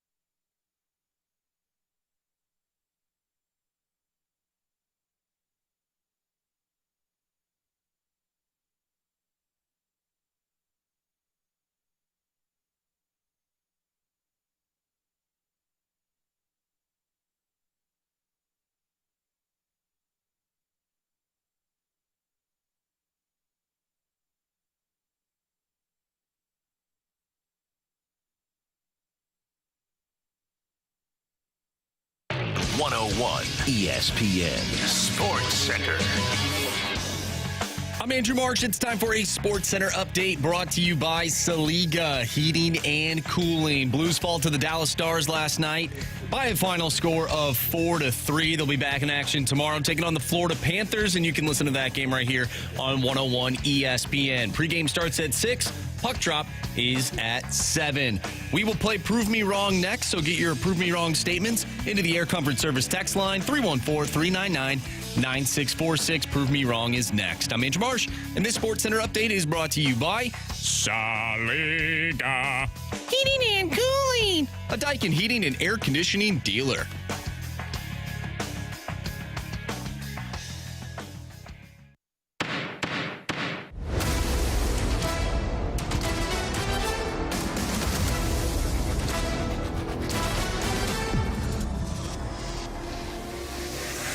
Prove me wrong, kids. Prove me wrong. All right, time to play Prove Me Wrong. Here in the Fast Lane on 101 ESPN, Carey Davis, Jamie Rivers, Anthony Stalter. Here's how we play. You send in a statement to the Air Comfort Service text line at 314-399-9646. And one of us, Carey, Jamie, or me, will present a case to the judge, Andrew Marsh, in which he will either reward us with a victory or shame us with a loss. So, Judge, thanks for having us out today. We're ready for our first case. All right, let's start off with Ryan Day's nipple rings. Prove me wrong. The Cardinals are the best chance to make St. Louis sports relevant again. I think we're seeing it right now with the SLU Billikens, at least for right now. Right now, the SLU Billikens are going to be the team that puts St. Louis on the map. Because people initially are going to be like, SLU? What are we talking about here? What's this deal? But people are going to fall in love with this team. Hopefully they win the A-10 tournaments. So they might get a glimpse of it. But then you get this team in the NCAA tournament. Let's say they make a bit of a run, Judge, which they're more than capable of doing. All of a sudden they become the Cinderella. People are looking up what the hell a Billiken is. Mm-hmm. It's going to be a while, as we know, realistically. It's going to be a while for the Cardinals to put this thing together, which I think they will, but it's going to be a while for them to become relevant again. Unfortunately, with the Blues right now, we're struggling. But this SLU Billikens team, in the midst of a magical season right now, best chance to put St. Louis back on the map. You have your hand up? I love that answer. I'm not going to lie. Well, think about, well, first of all. Thank you. No, I didn't have my hand up. I didn't want to ruin that. That was well done. I did my research, guys. Think about how important the NCAA tournament is to this country and how many people watch and how many people love the mid-major teams that make a run. And if SLU can be one of those teams, you know, it just adds to the lore of St. Louis sports. Absolutely. Anthony, I think that was a great answer. Well, Judge, I appreciate you. All right, we'll see if you guys can follow up. The 618, prove me wrong. The Blues are this year's version of the Nashville Predators of last year. High expectations, low results.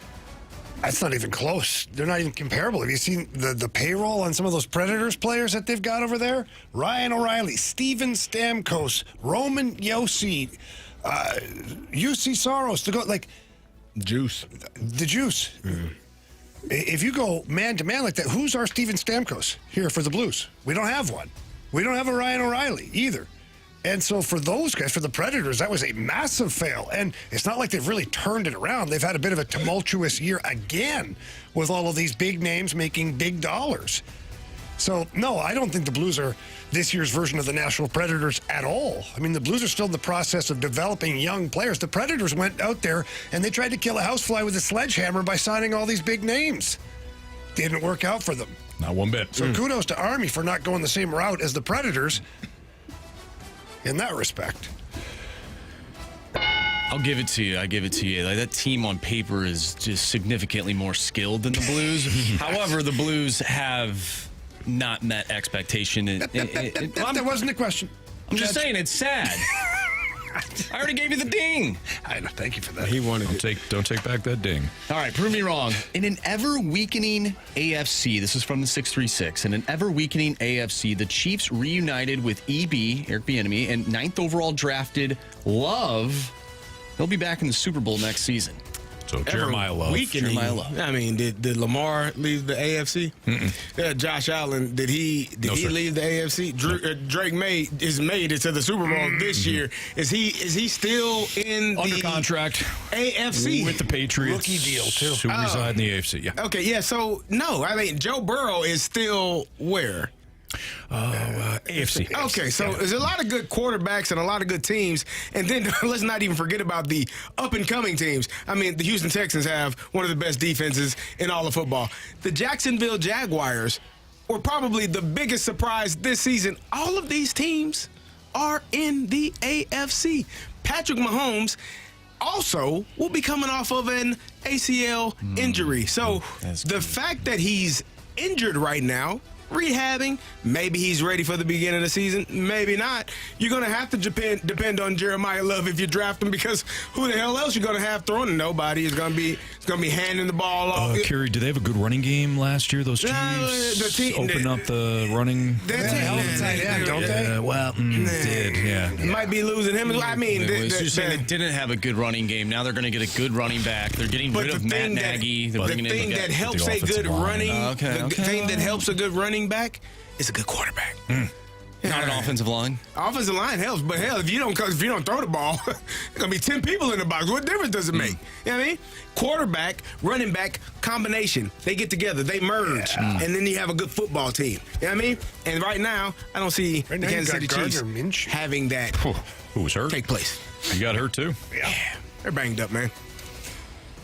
I'll give it to you. Hell, Andy Reid might be under center next year. Maybe. I don't know if he can. We've seen him in the old punt, pass, and kick competitions. He punted the hell out of that ball. Towered over the rest. Quite literally. All right, from the 314, prove me wrong. The lack of scoring by Blues defensemen is the primary reason for the lack of success this season. No, it's nice to have added scoring from your blue line for sure. But if that was the case, then you'd think that, okay, the rest of the lineup be top heavy as well. You're not. You're not. In fact, a defenseman is your second leading goal scorer. So the fact that your defense overall isn't scoring as much, okay, but you have one guy that's second on the team, which is great for him, not good for the team. The problems lie in the special teams, for sure, and generating goal-scoring opportunities from the forwards. Again, the defense are that next wave of offense, the second layer, the third layer of offense. Very seldom do you have a defenseman, even Cale Makar and Quinn Hughes, very seldom are they the initial layer of offense. They join the attack with the forwards. So the bigger problem really is low scoring from all of their forward group. I agree with that. It is disappointing, though. It's sad that and my guy Colton Parayko didn't score last night. At some point, Marshy. At some point, he's going to get one. Factor. He's going to rip two in a game here soon. That'd be nice. That'd be nice. All right, from the 618, prove me wrong. Chicken wings are the GOAT of Super Bowl snacks. Well, tasty. You could also get the wrong wing. Okay, there's some. Not all chicken wings are created equally, of course. You can get a very fatty. Well, you get those little skinny ones where it's all nasty, gnarly. Yeah, like am I biting into wings? Right. Is the sauce on point? Who knows? Might not slightly be undercooked. Oh, like not unhealthy, geez. but gummy. You know, kind of chewy. Yeah. The other thing too is if the wings get cold eventually, now you got a real problem. You know what you could never go wrong with though? Meatballs. Because those things, you can just pile them on your plate. You can use a fork or you can use a toothpick. Not really messy. You can use your hand. You don't have to. When you're using those wings, you can put it on the sando, too. You can put it on a sandwich. Whatever you want to do with those meatballs, come on, man. Yeah. That is the ultimate. Are we ignoring dips? I was going to bring up Buffalo dips. chicken Come on, dip. man. Oh. We make one. We have one. We call it a pizza dip. It's like the melted cheese. You take a little bit of the bread, dip it in there. Sounds delicious. Like none of that is no problem with that stuff. You don't have to worry about messing that up. Nope, not one bit. Chicken wing to go. Are you kidding me? Yeah. You can have all kinds of different dips, too. Yeah. All kinds. Variety. Variety. And what if? It's the spice of life, I'm told. What if you're a vegan? What if? Now what are you going to eat at the party if you only have those chicken Yeah, wings? you're probably disappointed. Just drink water, huh? But you can have the bread and the dips. And you can do those things. Can you? Absolutely. If you're a vegan? If you're a vegetarian, is what he said. He said vegetarian. He said vegan. He said vegetarian. I heard vegan. He said you didn't hear. You got to clear your ears out. The vegan. He said vegetarian. Vegan is short for vegetarian. Isn't it? Correct. Isn't that how they abbreviate it? The kids say that, don't they? I've heard some kids say it. Absolutely. Yeah.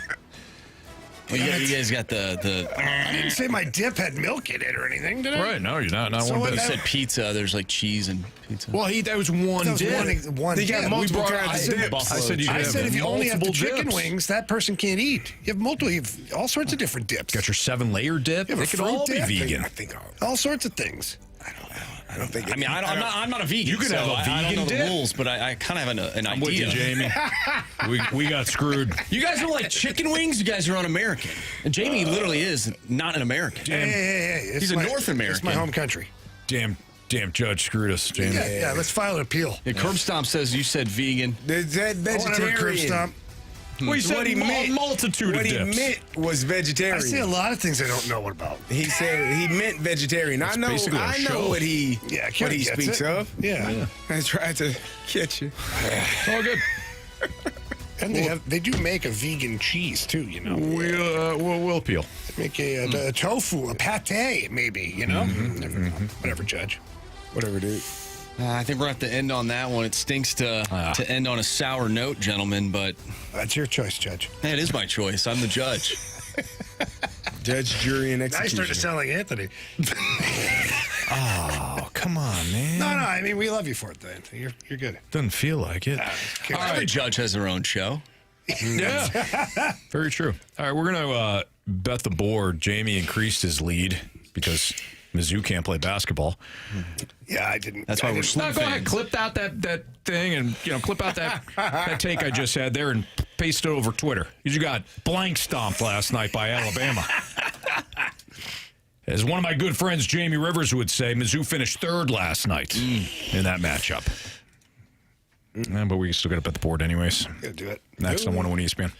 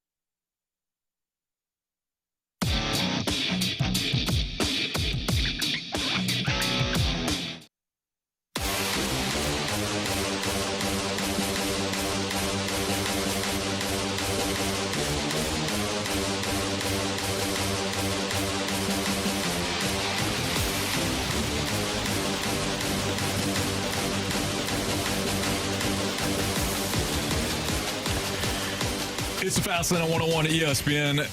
Coming down to the final 3 days now for Bet the Board. Now, I thought Jamie created more space between him and I yesterday in Bet the Board, but he fell a little short. Now, Marsh and Carey, because they've used Still their got our parlays earlier in the month, they cannot catch Jamie. I'm the only one who can, but I made zero ground last night because I put my faith in the Mizzou Tigers. Yeah, it's a tough one. I missed my parlay by a half yard. Yes, you did. I had a 4-leg parlay. That's a lot. A half a yard? Bet the Board's a game of inches. It really is. It's ridiculous. The inches we need are all around us. All right, Jamie, you're up. All right, going back to the ice, the Colorado Avalanche. Well, they're in Canada's capital tonight against the Ottawa Senators. But they're minus 148 on the money line. I like that. Give me the Avalanche, please. Okay. I technically think it's Carey now, right? Oh, is it? Yeah. What'd you go? Yeah, technically we are ahead of Anthony. Oh, what did you do? I took Senators over the Avs. No, give me the Senators over the Avs. I heard you say Avs over Senators. I just couldn't remember who they were playing. You tried. Whatever, dude. You. By the way, we do need a new Gauntlet contestant. So if you want to type in Gauntlet, send it into the Air Covered Service text line at 314-399-9646. Have an opportunity to play one of us in about 5 minutes. Marsh? Yeah, I just don't know about that Senators one. The one last night was fine. Give me the Islanders tonight over the Rangers at minus 130. Yeah, it's a good one. All right, despite my issues last night on the hardwood, I'm going right back. To Mizzou? No, they don't play, fortunately. Auburn, Texas is our pregame show tonight at 5:30, and we got the tip-off at 6 o'clock. Marsh, why don't you go ahead and give me those Texas Longhorns plus 7.5 on the alt line. Kevin Durant. Texas Longhorns plus 7.5. He's playing tonight. Not for the Texas Longhorns. Yeah, he's going back. Him and DJ Augustine, huh? Yep. Somebody changed their name in the snake pit. The vegan, the vegetarian. It sounds like a Chester thing. Yeah, oh, man. Says, I feel like Jamie made a great pick. He wins all the time. Yeah. He ain't lying on that. That's for sure. Vegan, vegetarian. Okay, whatever, dude. Whatever, dude. By the way, we were having the discussion about Sweet Voice James, who left us a mic drop earlier. Yeah. And we're like, yeah, he's from here, but I don't think he lives here anymore. James reached out on Twitter. He said, grew up in St. Louis. Well, Granite City, but outside of the metro, no one knows where the hell that is. LOL. But yeah, he grew up in St. Louis. Okay. Which we knew. So he's not here currently. I don't think he's here currently. No. James, I feel like he won't tell us where he's at. He's in fear we might visit. None of your damn business, so quit asking. No, I think, first of all, James loves the show. Sweet Voice James loves the show. Yeah, I think he love the show but not want us to knock on the front door, too. I think he would be thrilled with us knocking on that door. I would like to do believe that. You know what? We should just Surprise show the up listener? at somebody's house. That would be like funny. a listener, When I was just show up at their house like, hey, guess what we're doing today? The show from your house. That would actually be hilarious. When I produced this show way back in the day, there was a time where we did a show from somebody's living room. It was part of a promotion. Yeah. They won. Okay, let's bring it back. One show. Neighbors coming in. One show a month? That would be cool. A month. Holy Oh, man. Oh, no, okay, too much? One show a quarter. Okay, one show a quarter. We got to talk to, probably have to talk to legal. Probably, yeah. You can't just be going to anybody's house. I think fall down somebody's steps and sue them. You know, Right, sign a waiver or something, you know. Yeah. Like, or maybe they trip over one of our cords. Bites us. You know? They trip over our cord, and then they say, oh, I'm suing the fast lane. Yeah, but it would technically be in their home, would be their homeowner's insurance would kick in. This is why we have a lawyer on Jamie staff. is our legal. He knows. Although he did say, I think, at the end of that. Yeah. Or we just fall, and then we say, hey, we're going to sue you. Yeah, Split it half we and half. both fail. Okay, this is No? this is called insurance fraud. I think we should stop talking. Have you guys ever thought about? Allegedly. Have you ever thought about going undercover, like an undercover bosses? Anthony Have you already seen did that. He was undercover as an FBI agent. I was. in Detroit. Oh, yeah. Repo and cars. Yeah. You think I was saying Enterprise? Hell no. No. I'm here with the FBI. We need that We car need that back. Yeah. They're like, these guys got black suits and glasses on. They're official. We actually never said it. They just assumed it, which is fine by us. We got a good suggestion on the text line. If somebody wins the Gauntlet, like the Gauntlet trophy, we do the show from their house. If they want it, sure. Well, It's not bad. I don't know. Not everybody wants us in their home. Because we have some people that type some answers, and we don't want to be in that person's home. But if they're a Gauntlet winner, they've been on the show 4 days with us. But we've had, I'm just saying. Okay. So then how are we going to vet this? I don't know, man. You're the legal consultant. You figure it out. I think we make it a contest so that the people who sign up are actually already saying, we want you in our home. Yeah. I think that's a good idea. Now it's getting kind of creepy. We want you in our home. Yeah, well, but Carey, we don't want to be in a... Think about it this way. We'd rather have that than... I've seen that movie. We don't want you in our home. We don't want you in our home. Before. Although I don't know, yeah. I'm saying, come to my home. What happened to the fast lane guys? Answers the door, and never mind. Yeah. And you want to talk about burying the bodies?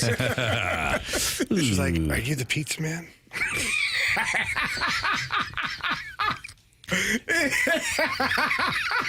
Gauntlet next on 101 ESPN.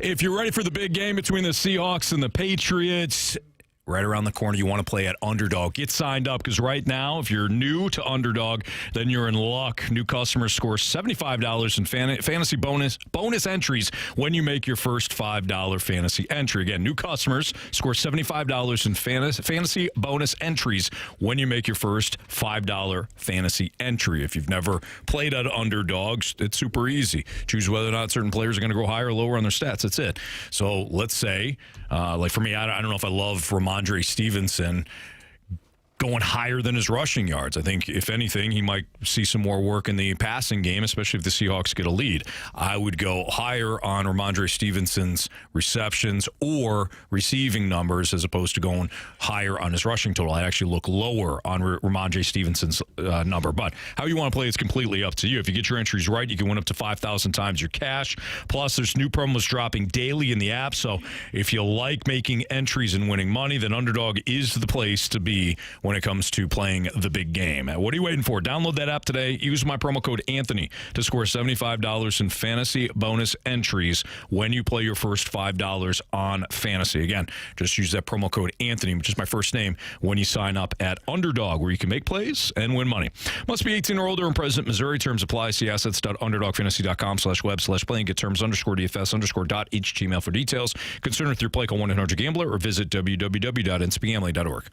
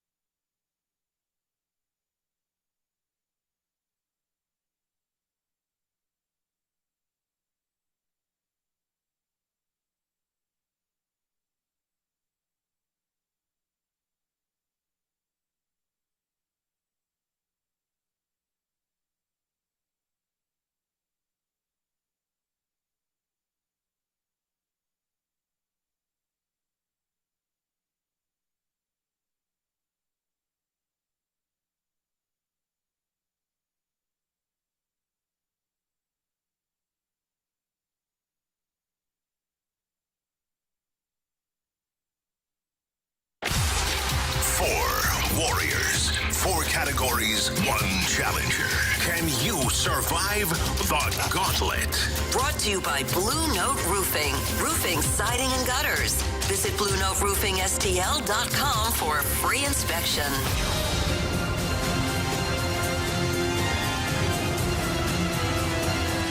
404, your time check is brought to you by Clarkson Jewelers, an officially licensed Rolex jeweler with Carey Davis, Andrew Marsh, and Jamie Rivers. I'm Anthony Stalter, and we welcome in James to the Gauntlet. What's up, James?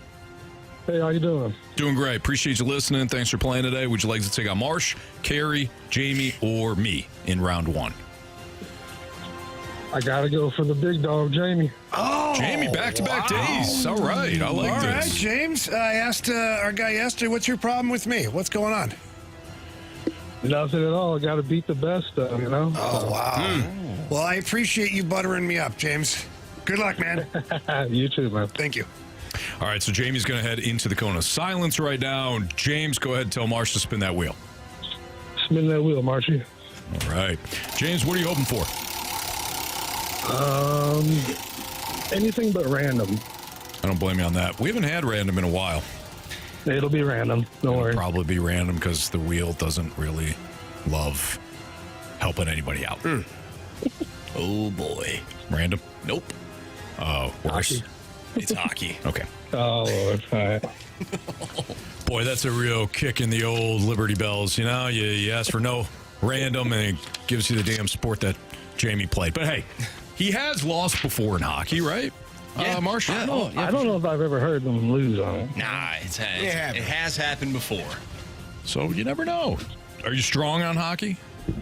I'm all right. I mean, I watch every night, but I don't know who was the second place goal scorer 3 years ago. Yeah, that was a better question. that was Nail Yakupov. So in case it comes up. It wasn't. Okay. I didn't think it was either. Yeah. I don't think he read anything ever. No, I don't think so either. All right, James, you're going to get 4 hockey-related questions. Each one is worth 2 points unless you ask for the options. If you ask for the options, those questions become worth 1 point. Are you ready? I'm ready. All right, here we go. In the 2019 playoffs, who scored the Blues' first goal in round 1, game 1 in Winnipeg to kick off the Blues' Stanley Cup run?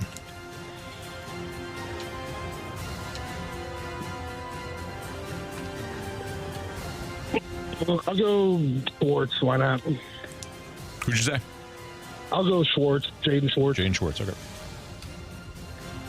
All right, question number 2. In Game 5 of that Winnipeg series, which former Blue scored to extend the Jets' lead to 2-0 and almost scored again to take a 3-0 lead?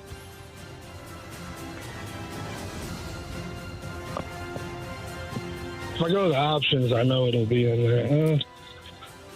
Let's go Boom Boom Gunnarsson. I don't know. Final answer? Final answer. All right, question number 3. In the 2019 Stanley Cup Final, the Blues scored the first goal of the series. Who scored that goal?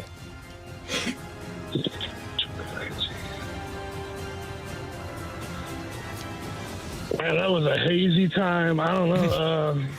I'll go Tarasenko. Final answer? Final answer. All right, James, final question. In the 2019 Stanley Cup Final, Ryan O'Reilly scored multiple goals in which game? Multiple goals. Stanley Cup. Options ain't gonna matter.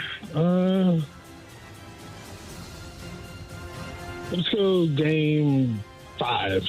Why not? Final answer? Final answer. All right, we'll bring in Jamie from the Cone of Silence. James, how you feeling? Not so great. Okay, all right. James, we'll see how, you gotta, see how you do here. I like your mentality, you know? Marsh, I don't know right if from the Jamie hip. I waved. All right, Jamie fell asleep. Right from the hip. Fell asleep in the Cone of Silence. And Hopefully Jamie had as many bourbons as I did that day or that month. You know, chances are pretty high that he did, unless he was working. All right, Jamie. Welcome back from the Cone of Silence. How'd my guy James do? James didn't want random. Oh, no, we got random. I don't know. Nope. He got hockey. Your favorite sport. Back at lunch, James. Question 1. Yeah. In the 2019 playoffs, who scored the Blues' first goal in round 1, game 1 in Winnipeg to kick off the Blues' Stanley Cup run? I believe that was a guy we miss tremendously right now. David Perron. Final answer. Question number 2. In Game 5 of that Winnipeg series, which former Blue scored to extend the Jets' lead to 2-0, almost scored again to take a 3-0 lead? Which former Blue? I don't know if I understand the question. Is it a former Blue that played for the Jets? In Game 5 of the Winnipeg series, which former Blue scored to extend the Jets' lead to 2-0 and almost scored again to take a 3-0 lead? I'm drawing a blank. Give me the options. Kevin Hayes, Tyler Pitlick, Radek Faksa. It's Kevin Hayes. Final answer. Question number 3. In the 2019 Stanley Cup Final, the Blues scored the first goal of the series. Who scored that goal? Oh, in the Stanley Cup Final? In the Stanley Cup Final. I think it was Braden Shen. Yeah, give me the captain. Final answer. Question 4. In the 2019 Stanley Cup Final, Ryan O'Reilly scored multiple goals in which game? It was here at home. Wasn't game 6 because they crapped the bed. Gotta be game 4. Final answer. All right. Guys, I'm going to go 1 through 4 on this one. In the 2019 playoffs, who scored the Blues' first goal in round 1, game 1 in Winnipeg to kick off the Blues' Stanley Cup run? James, without the options, went with Jaden Schwartz. Ooh. Jamie, without the options, went with David Perron. Correct answer is David Perron. Jamie up 2-0. In game 5, you never know. In game 5 of that Winnipeg series, which former Blues scored to extend the Jets' lead to 2-0 and almost scored again to take a 3-0 lead? James said Boom Boom Gunnarsson without the options. Jamie went with Kevin Hayes with the options. Correct answer is... It is Kevin Hayes. Jamie up 3-0. In the 2019 Stanley Cup Final, the Blues scored the first goal of the series. Who scored that goal? Jamie went with the captain, Braden Shen. James went with Vladimir Tarasenko. Correct answer is... Braden Shen. Oh. Tarasenko scored the goal of the game. Second goal of the game. In the 2019 Stanley Cup Final, Ryan O'Reilly scored multiple goals in which game? James, without the option, said game 5. Jamie, without the option, said game 4. Correct answer is... It is game 4. James. You have chosen poorly. You lose. Not today. James, I'm sorry, man. I hope you come back eventually, try again, and you just put this. You burn the film. Yeah, you burn the film. You know, I bury my head in the sand like a hostage and burn the film. Yeah. No, you don't have to bury. No, Liz, you hold your head up high. You just bury the film. You come back and take on Jamie again or one of us. But we appreciate you playing. Yeah, man. Thank you guys. Thanks, thank James. you. Take care, buddy. See ya. Why'd you have to do that, Jamie? I wrote 2s all the way down for you. I had to scribble out the 1. Sorry. Yeah, Kevin Hayes prevented himself from scoring. He did, actually. Mm-hmm. He basically stopped his own goal. Mm-hmm. Yeah. That's tough to do. It is tough to do. Clearly not that tough. I guess not. Some people, they stop themselves from scoring. Some people score on their own net. Both have happened. Why would you score on your own net? We don't really try to. Mm-hmm. Have you done that? Oh, yeah. That's a bad feeling, man. That's a bad feeling. What happened to Logan Mayu last night? Bennington. Well, it went off his skate. I shot the puck in my... Oh, did you? Yeah. Were you confused? No, I was. A lot of different teams. You're like, he just really wanted to score. No, He shoots, he scores. Oh, no. You know, I've had it where you stick your stick out to like block the shot, goes off your stick into the net or off your shin pad, off your skate. This one here, I was playing right defense that night. It's on my wrong side, so I'm in front of the net. And if this is the net to my left here, you know, I've got my back here like blocking this other guy out. Well, the puck is like zipping through fast anyways, and I tried to just like fire it like back into the corner, like get it out of danger. Of course. But it kind of hit my stick and went like shot up into the top corner. I was like, at least you almost went bar down. Where were you on that one, Furzy? Oh, Furzy. Furzy looks at me, and this is why he was the greatest teammate ever. He looks at me and he goes, "You couldn't do that if you tried." Later on, he told me it's one of the nicest goals I'll ever score. You know, it happens. You know what? You had a fantastic career in the National Hockey League, Jamie. Bottom line. We have to laugh at some of our blunders. Yeah, of course, man. All right, more of your mic drops from earlier today, and could a lockout change people's feelings on baseball? Yeah. Kyle Gibson, line 2. I don't even know if Kyle could refute this one. That's next on 101 ESPN.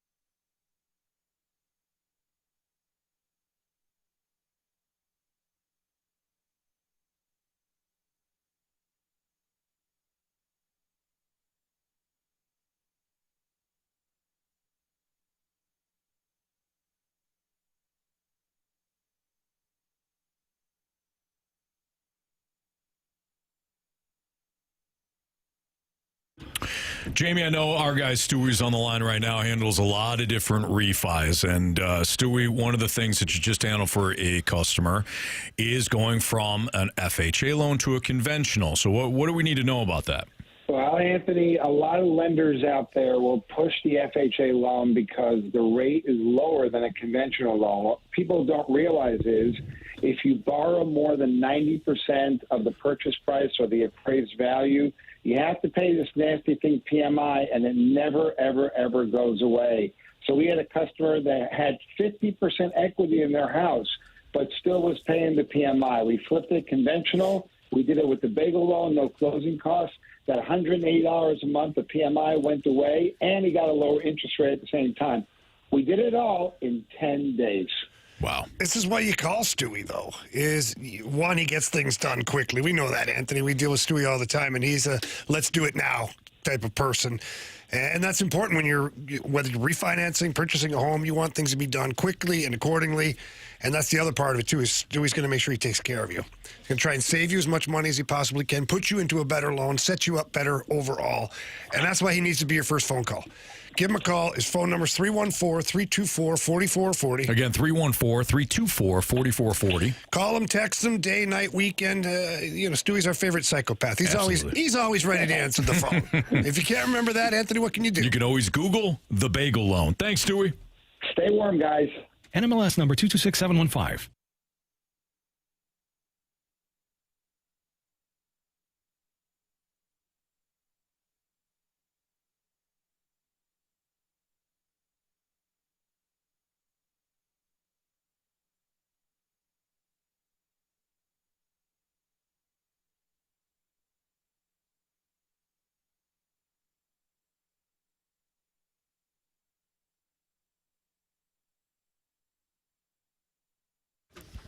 Carey, I know you recently went down to Mentality and had your blood work drawn, and I know that you can talk about how easy the process was, because for me, it was easy too. And when it came to mentality, the reason why I went in, same reason I'm sure you went in. I wasn't feeling like my best.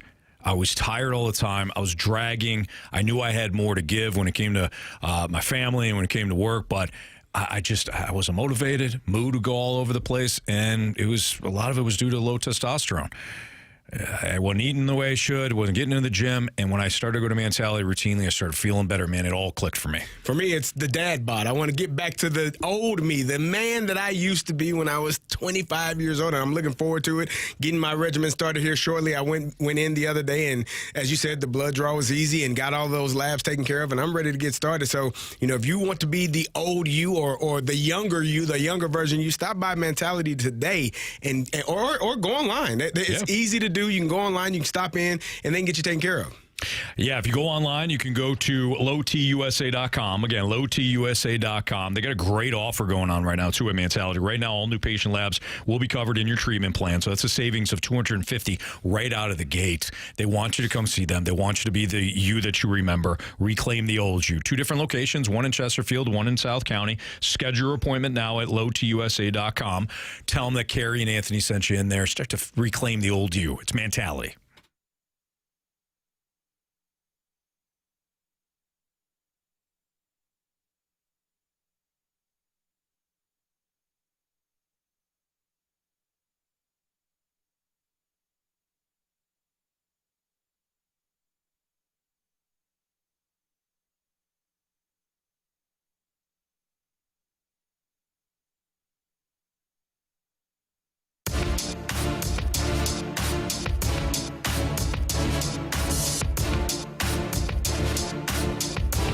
With Andrew Marsh, Carey Davis, and Jamie Rivers, I'm Anthony Stalter. We asked for your mic drops earlier today on if you're still watching the Blues, what has kept you invested, and if you're planning on watching the Cardinals, what will have you invested. Kevin left us a mic drop.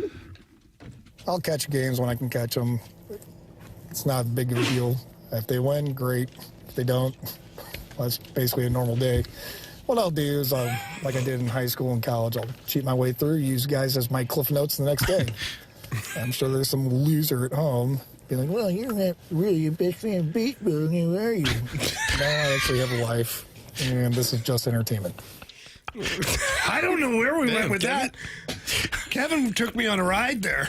I appreciate the voice you use, though. I really do. That sounded like you. Yeah. It sounded a lot like Anthony. You're not a real fan. You're not a real best fan in baseball. Yeah.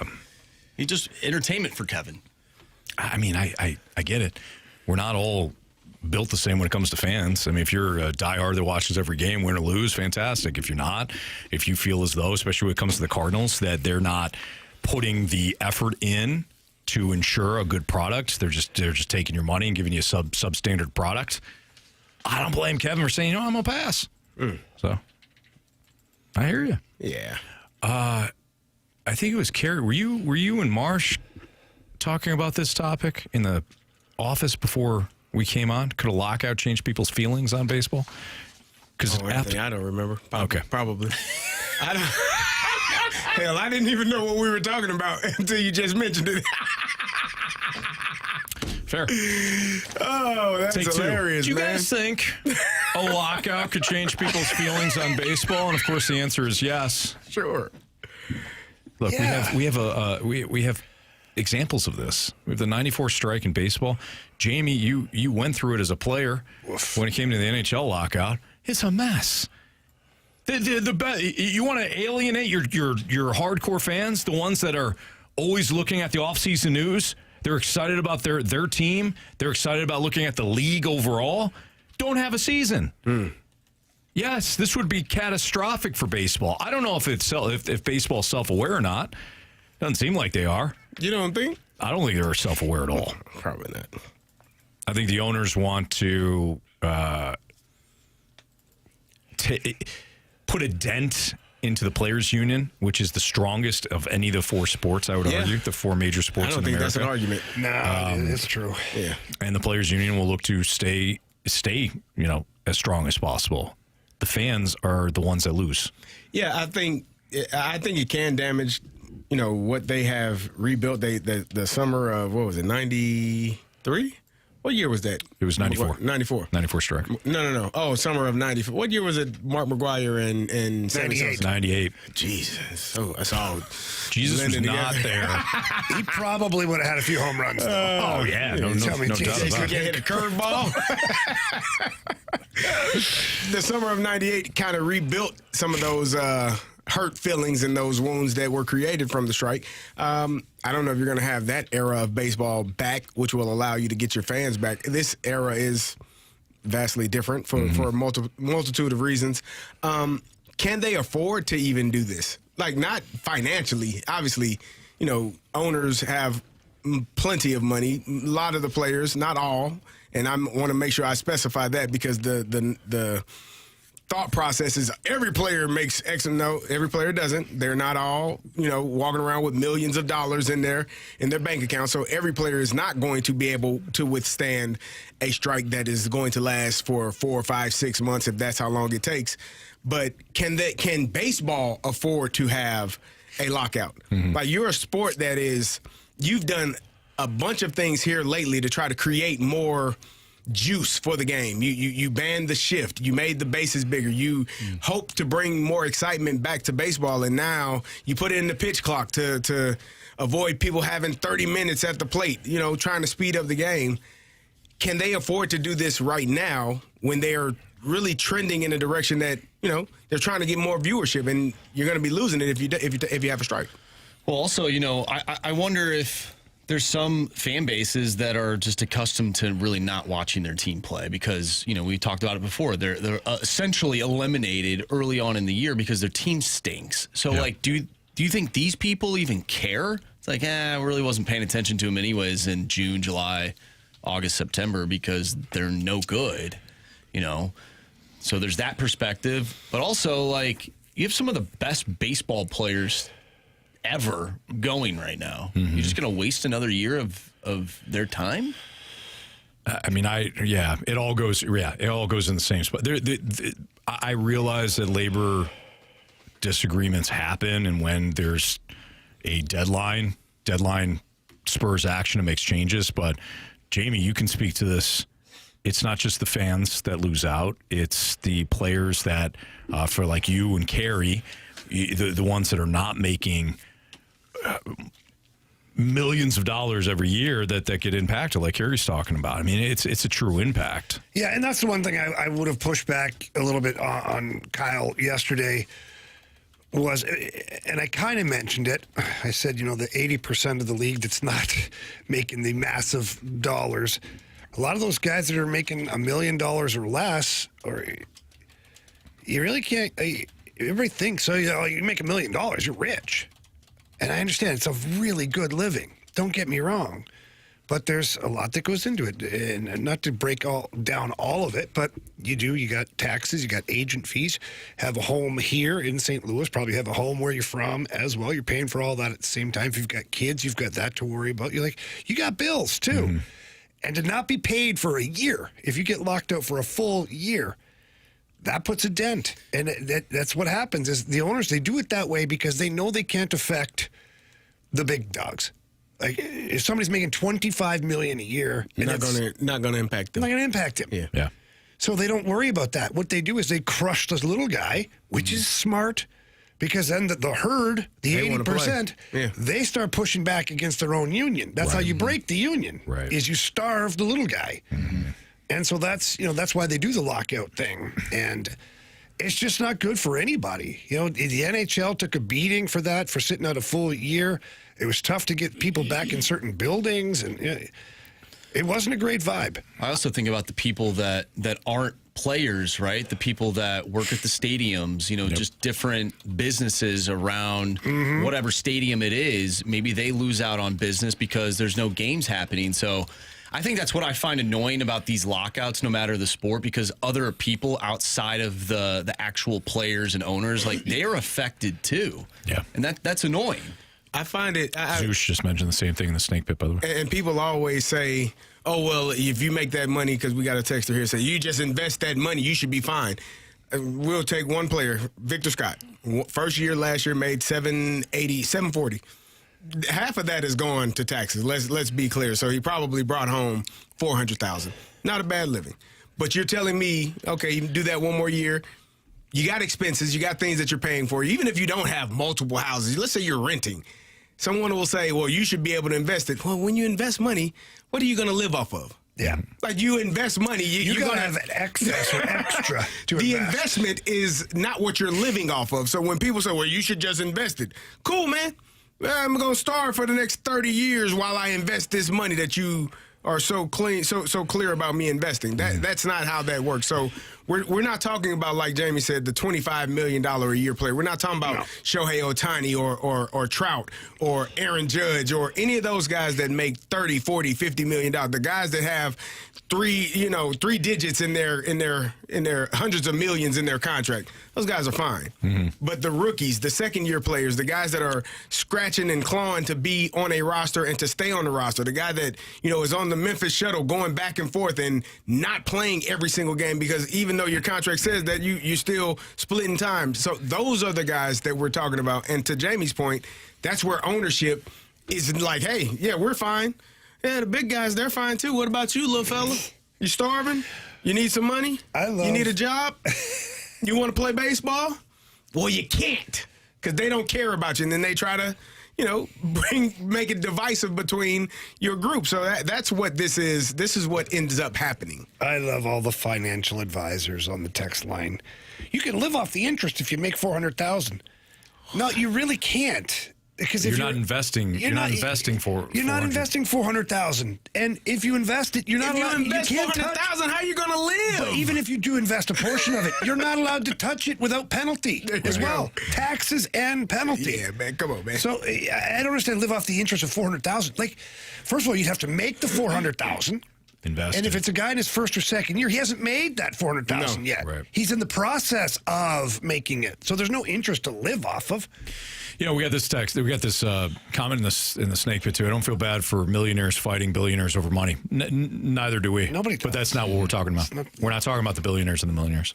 So just to kind of clarify that. If the average teacher can make it 1 year just on interest, then the average player that's not true. It's just not true. There's not a teacher right now in their first or second year of teaching or third year teaching that has banked enough to live off the interest alone and go without a paycheck for a year. Most people can't do that. Even whatever. Unless you're, one of the top 1% people making that money. Just another year the Dodgers can't win the World Series, though, right? It's a shame, Damn it, dude. man. It's an absolute shame. Damn it. How are those guys going to get by? All right, Sports Six Pack is next, part one. Air Comfort Service text line is 314-399-9646. Send your questions in. Part one, Sixer next.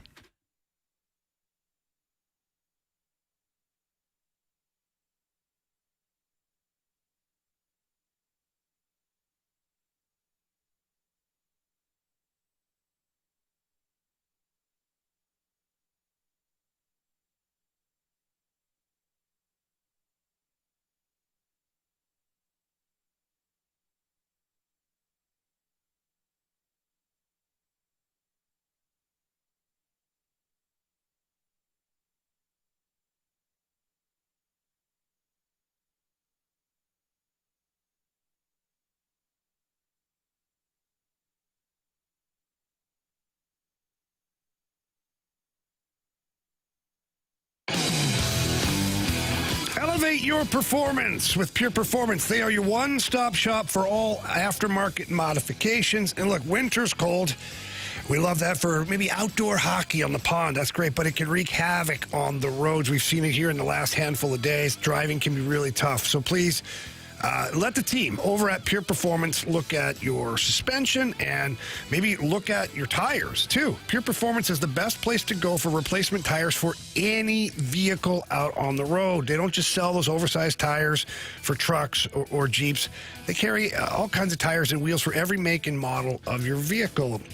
And all you got to do is drive over to the Pure Performance warehouse. It's a 25,000 square foot facility right there off of the Cave Springs Boulevard exit from Highway 70. Super easy to find it.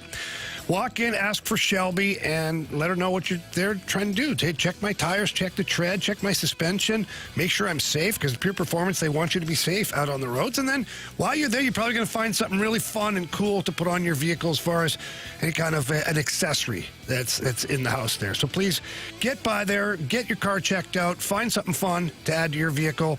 And if you can't do that, get there online. Visit them at pureperformance.com. That's pure, P-U-R, performance.com.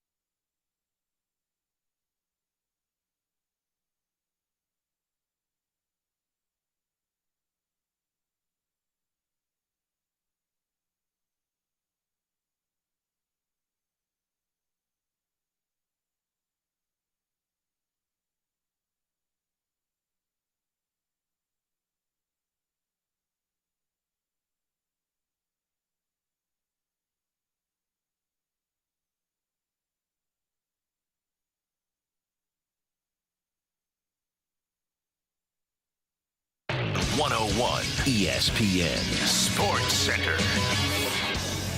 I'm Andrew Marsh. It's time for a Sports Center update brought to you by Saliga Heating and Cooling. Blues lose to the Dallas Stars last night by a final score of 4-3. They'll take on the Florida Panthers tomorrow, looking to break that losing streak. You can listen to that game right here on 101 ESPN. Pregame starts at 6. Puck drop is at 7. Tonight we are off early. We'll get off at 5:30 because we have some college hoops for you. Auburn and Texas. Pregame at 5:30. Tip-off is at 6. Coming up next, we have our Sports Six-Pack. So get your questions into the Air Comfort Service text line, 314-399-9646. Send in a question and we'll answer it coming up next. I'm Andrew Marsh, and this Sports Center update is brought to you by Saliga Heating and Cooling, a Daikin heating and air conditioning dealer.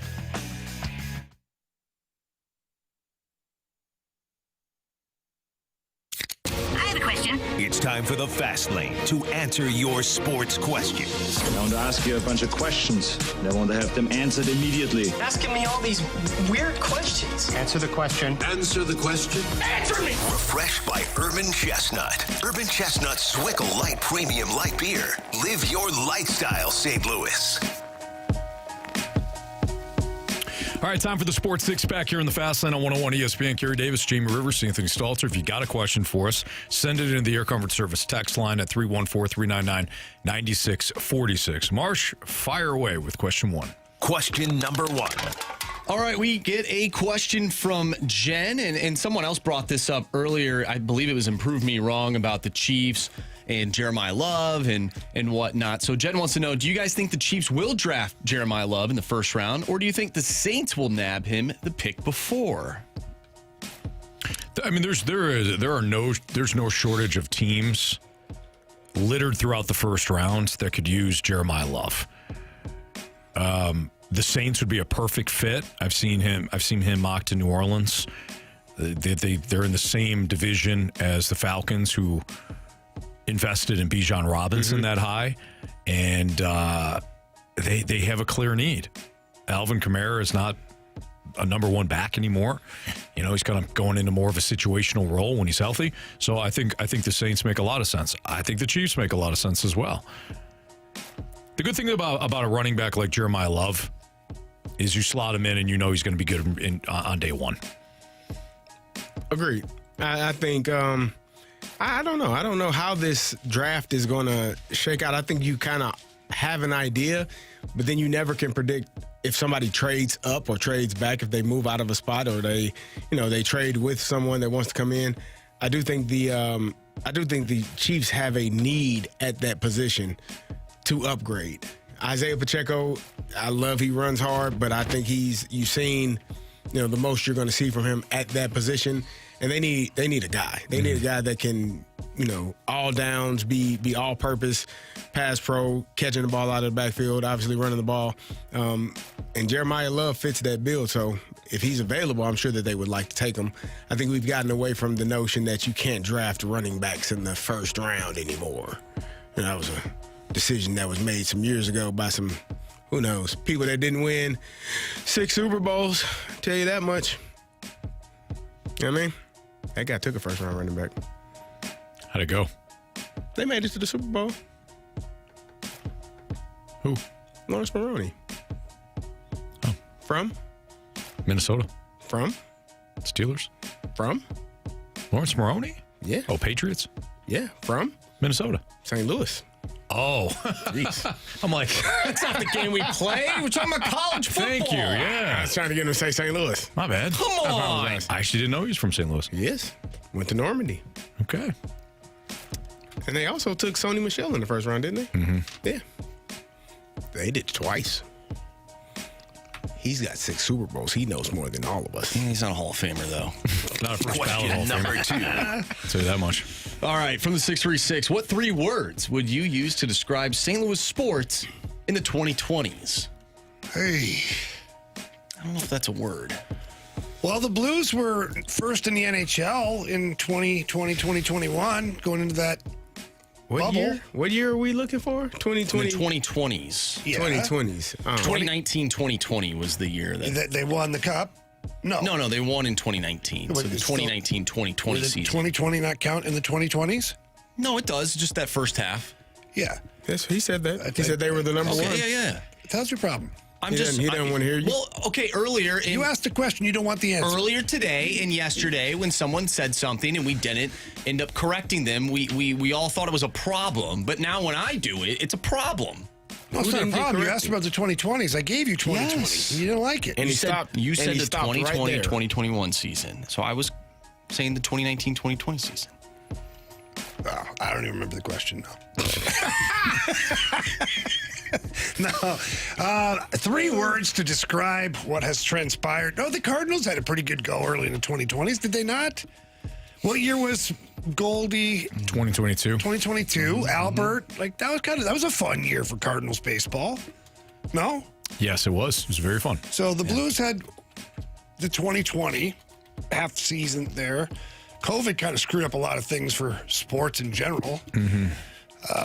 2022 Cardinals, and that's probably the City SC, if we're counting on them, they had a good inaugural season. Yeah. The Battle Hawks have been good. Yeah. What about could be better? That's a good one. I like that one. Could be worse. Mostly not great. That's terrible. Always consistently inconsistent. Always consistently. That works. Yeah.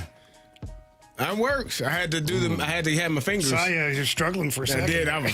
That's how it felt like. A lot of syllables, not a lot of Flashback Deuces. 2020s. Whatever, dude. That's 2 words.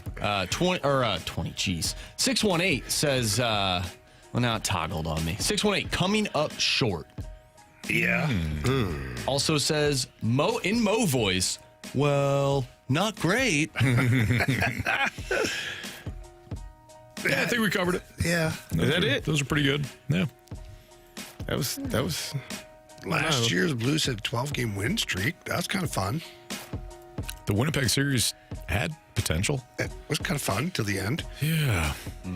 You guys got to be more. More what, Carey? I think we did just fine. Yeah, Anthony, get him. I think we did just fine, Carey. What's your problem? You guys don't have. What's your problem? I mean, yesterday you all were all 2020s Blues Cardinals. What's your problem? Nailed it. I don't have a problem. Okay. That's 4 words. Yeah. I've no problem. That's actually 5. I've no problem. That's I 3. have no problem. Yeah. All right. Question number 3. Thank you.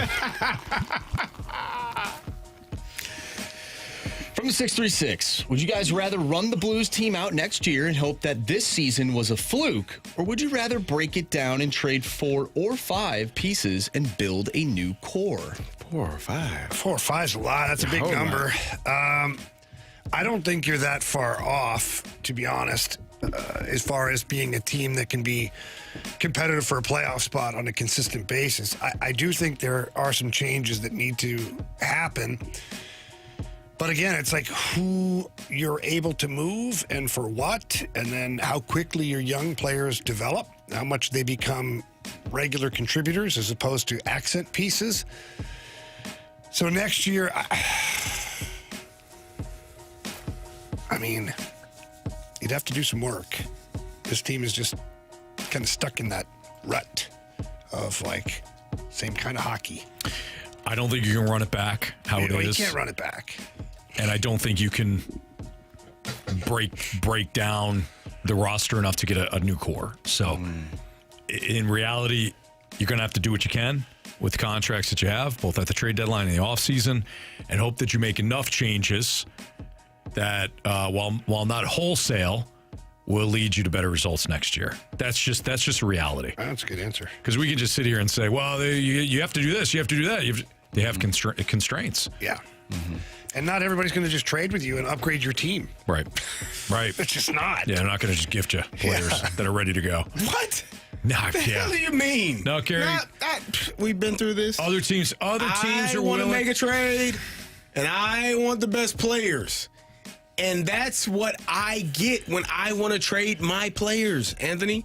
I don't understand what you mean by I don't just get the best players back when I make a trade. I play the video game all the time, and when I make those trades, You were in the video game. I was. So I should know. When I make those trades, it always works.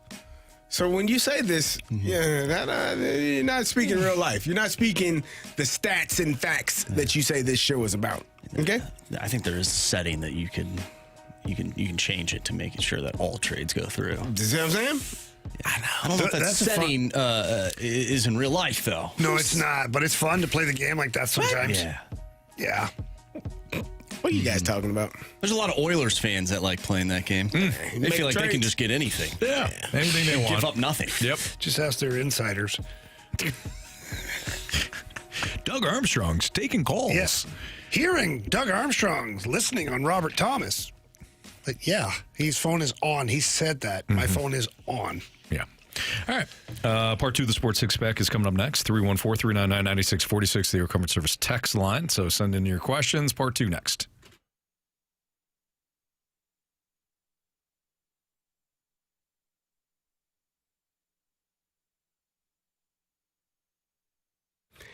The matchup is set, and it is the last call for football on FanDuel. One final Sunday, one last kickoff, the final chance to place your bets before the NFL season closes its tabs. This is Super Bowl 60, and FanDuel is making sure you're in on it. If you're a new customer, bet $5 and get $200 in bonus bets if you win. So whether you're backing the favorite or riding with the underdog or building one last same-game parlay, make it count, because after the Super Bowl, the season's over, and football is officially done. Last call for football on FanDuel, an official sportsbook partner of Super Bowl 60. Visit FanDuel.com/local to get started. Must be 21 plus and present in Missouri. Gambling problem? Call 1-800-GAMBLER. First online real money wager only. $5 first deposit required. Bonus issued as non-withdrawable bonus bets that expire 7 days after receipt. Restrictions apply. See terms at sportsbook.fanduel.com.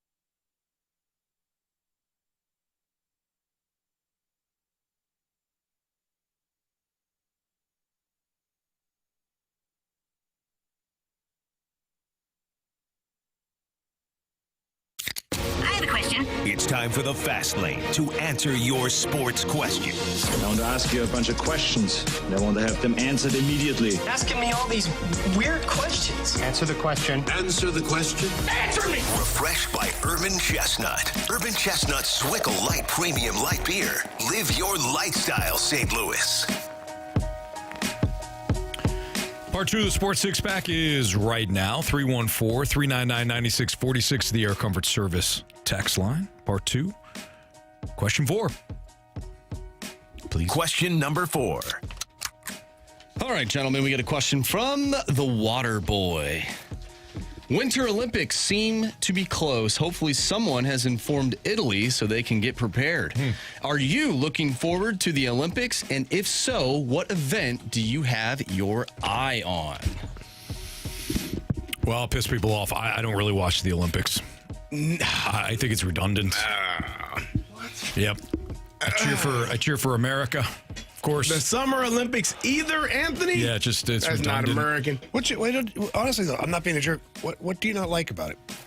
Well, it's not that I don't like it. It's just I don't feel like it's compelling. Like it doesn't draw me in. Really? Yeah, it's just kind of the same thing over and over and over again. What's the... Some would argue that it's more compelling. Yeah. Because each event has its own storyline. What's the event where they do the shuffling on the ice?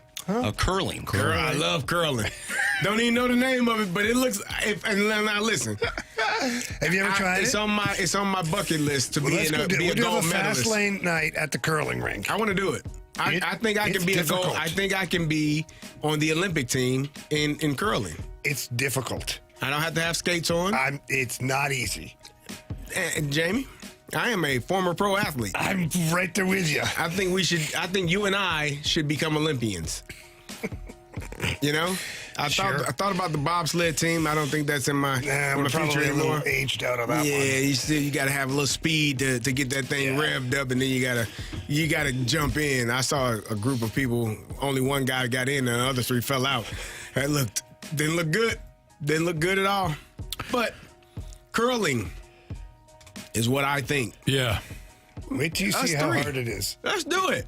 I'll do it. I've done it once. I've done it once before. We had a team outing when I was playing junior hockey, and they brought us to the curling rink. And all of us, we're all athletes. We're playing junior hockey. We're in great shape.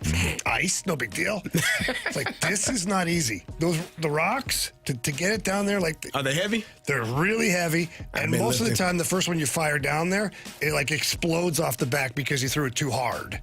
And then to slide on the 1 foot, because you got your slider, and then you got your other shoe that you're pushing with, because you got to slide down the ice. I'm going to try it. Let's do it. Let's find a curling rink. It's fun. Throw a couple of beers in there. It's a good time. If you're listening and you own a curling rink, invite us out.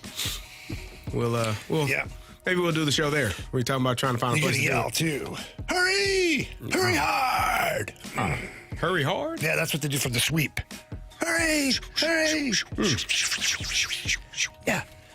But, Anthony, you don't watch the Olympics? I just find it interesting. I'm not dogging on you. Nah, I kind of am. Okay, well, Carey's on his own here. Yeah, let me try this again. I love the Olympics. It's don't sound like it. It's pure American, and I love all the events because they're awesome.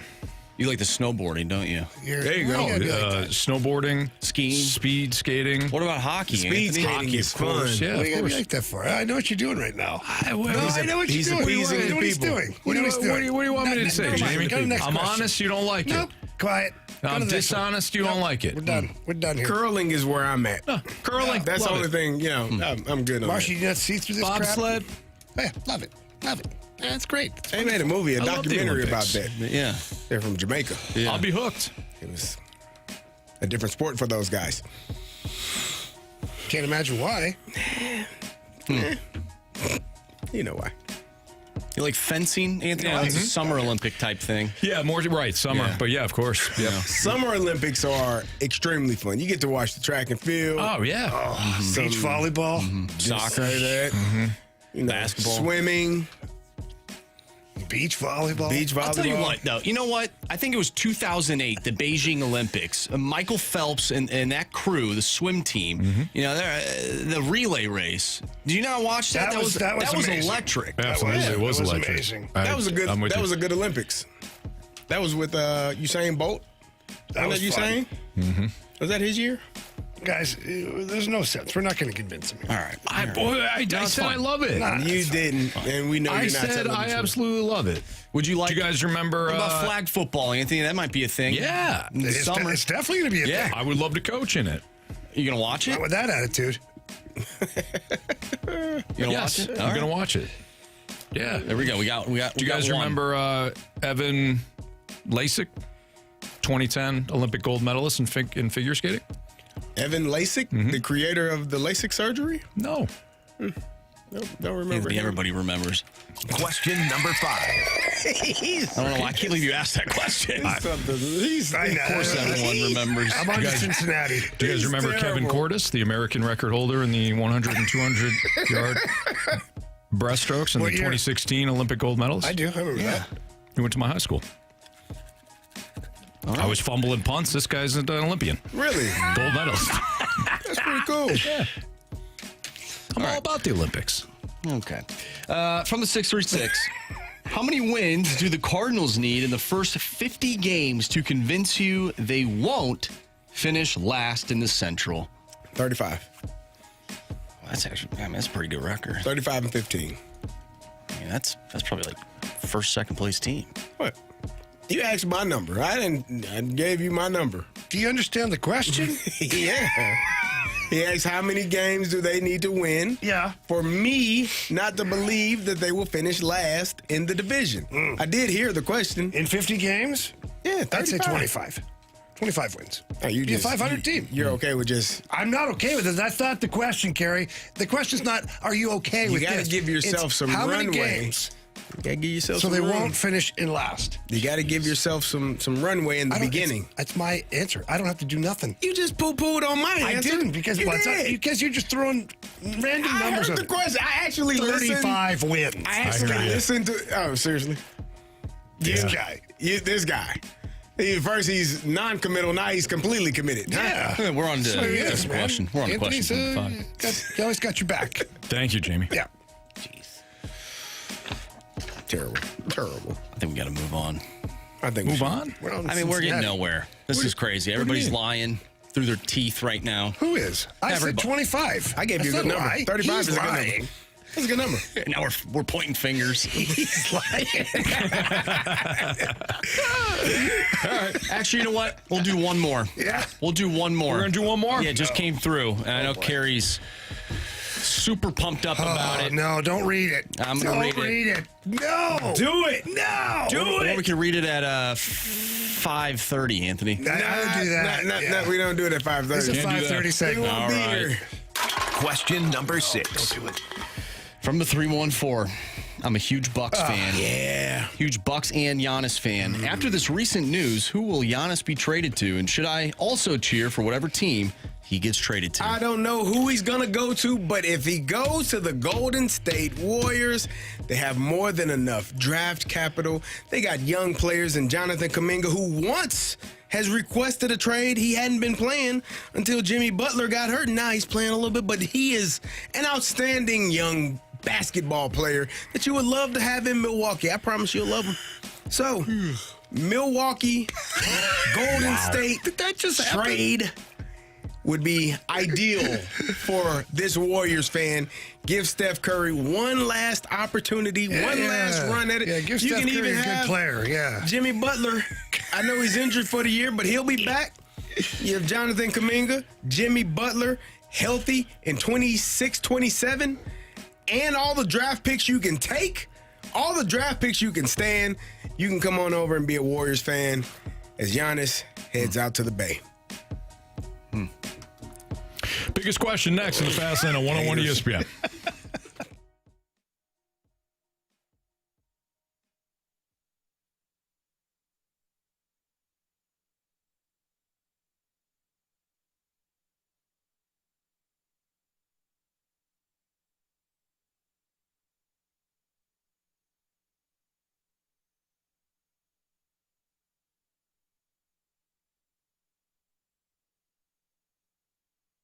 Only a couple days left to take advantage of Auto Centers Nissan's 000 Advantage sales event. It's happening out in Herculaneum on their dealership, and right now on select new Nissan models, you can get 0 down payment, 0% APR for 60 months, and 0 payments until summer. That's real breathing room for your budget and the perfect time to make your move. With over 1,000 new and used vehicles, all in one easy location, Auto Centers Nissan's just minutes from South County and Jefferson County. You're not settling, you're choosing, and every new Nissan comes with a 30-day return promise so that you can buy with confidence. If you're looking at used vehicles, select used vehicles, qualify for 0 down and no payments for 3 months. And when you finance any new or used vehicle, you're protected with Auto Centers walk-away finance protection, and it helps you shield from negative equity if life takes an unexpected turn. Shop online now at autocentersnissan.com. When you do head out to Herculaneum and take your test drive, tell them that Anthony Stalter sent you. You're going to love the selection. You're going to love the pricing. It's Auto Centers Nissan, Herculaneum.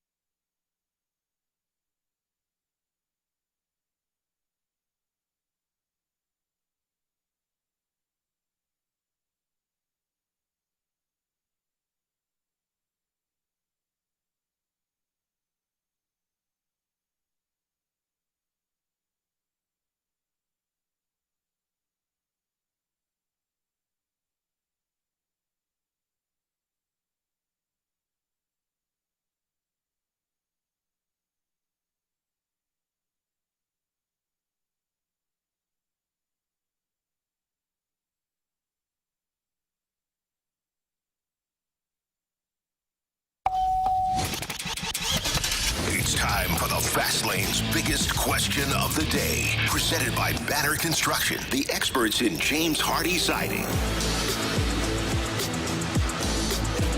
505, your time check is brought to you by Clarkson Jewelers, an officially licensed Rolex jeweler with Carey Davis and Jamie Rivers and Andrew Marsh. I'm Anthony Stalter. All right, Marshy, I think you got a mic drop, and then you got a biggest question for us. So yes. Fire away. So we have Brendan, who's sent a mic drop, answering the question that we had earlier today, and then he said something. This guy's passionate. You can definitely tell after hearing what he has to say. But I have a question related to what Brendan spoke about in his mic drop. So why don't we take a listen, and then we'll answer the question. I'll be watching the Cardinals this year. Let me tell you why. It's because I am a sad, sorry sack of human excrement. Wow. That has nothing else going for him. Holy Absolutely smokes. Nothing else. And despite being hurt year after year after year by this organization, I can't stay away. I can't give it up. All right? There. I admitted it. I get used and abused every year. But you know what? It's my choice. And I go back every time, and I'll be back again this year to get used and abused. Okay, so we had the, I believe it was, who was it in the Snake Pit that brought up the bandwagon versus fair weather fan comment? That was on the text line, I think. Oh, no, maybe it was the Snake Pit. Was it the Snake Pit, Anthony? Splashback Deuce. Splashback Deuce. So, obviously there's a little humor in what Brendan had to say, but... Well, I hope so. Well, yeah. I'm a little concerned. Well, either way. He was joking. Oh, it didn't feel like it. Well, he's a committed fan, obviously. Sure. But, what is sports fandom to you? Is it sort of doing what Brendan said, where it's like, I know my team is basically going to hurt me every single year, but I'm going to keep back because I'm coming back because maybe this will be the year, right? Do you get that sense in baseball and hockey and football? Is it different for each sport? And ultimately, what is fandom in your eyes? Because everybody, their definition of what a fan is changes from person to person.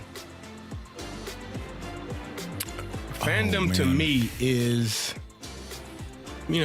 rooting on your team, for better or worse, till death do you part. And if your team doesn't win, you live with that. And you look forward to the following year. You get up, you go to work the next day, dust yourself off, and you go to work and you get ready for the following season. That's what fans do. That's what good fans do. Yeah. They don't throw batteries or cuss out the team. No. Or boo their team when the guy is behind the net setting up a damn play that led to a goal. What are we doing? Did you hear that? No? What Just happened? me?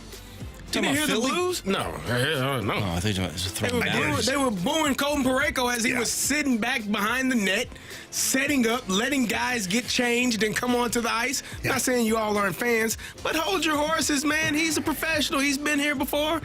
Led to a goal. Mm-hmm. Jimmy Snuggered, hell of a pass over to Braden Shin. He knew what he was doing, just because you don't know.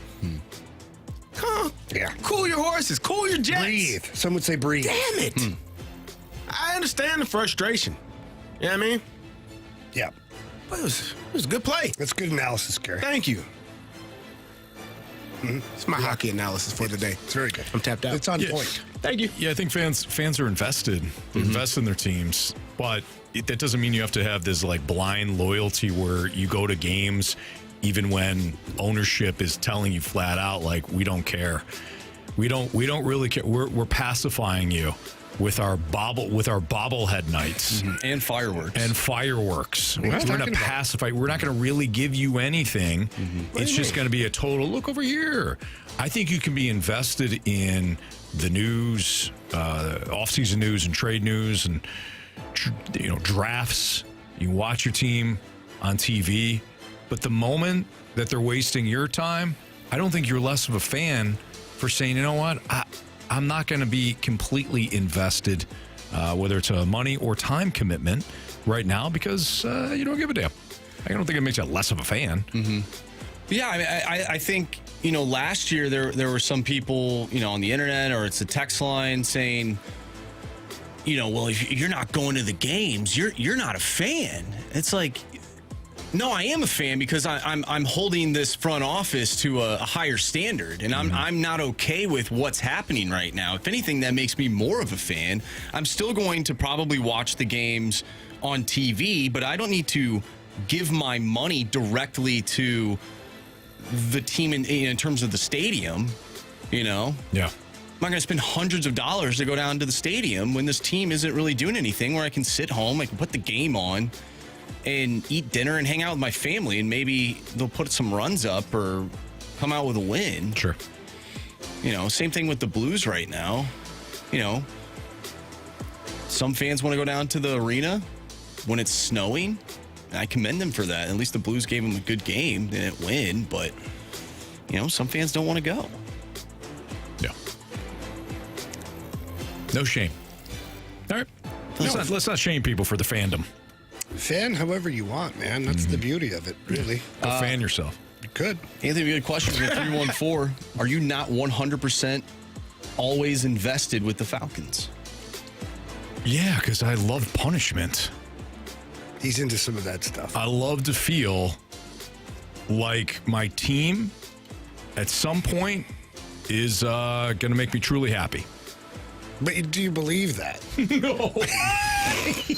That's why he works for the Chiefs come playoff time. I walk around often disheartened, especially when they hire somebody that's supposed to be some offensive guru who's going to bring his offense in, and then the first press conference he goes, you know what, I'm not calling the plays. Gotcha. And why are you here? Gotcha. A blank. Anthony, he hasn't coached one down yet for your team. Got to be a fan. And if I had anything to do with it, he would never. Oh, wow. He still hasn't. You don't know what the team's going to look like yet. Give it a chance, man. Give it a chance. I know exactly. I'll tell you what. They come out in April with new uniforms, and they look like the University of Georgia, I'm going to be pissed. That's a good football team. I don't think Kevin Stefanski has anything to do with that, by the way. Well, I'll hold him responsible and everybody else in that organization. Okay.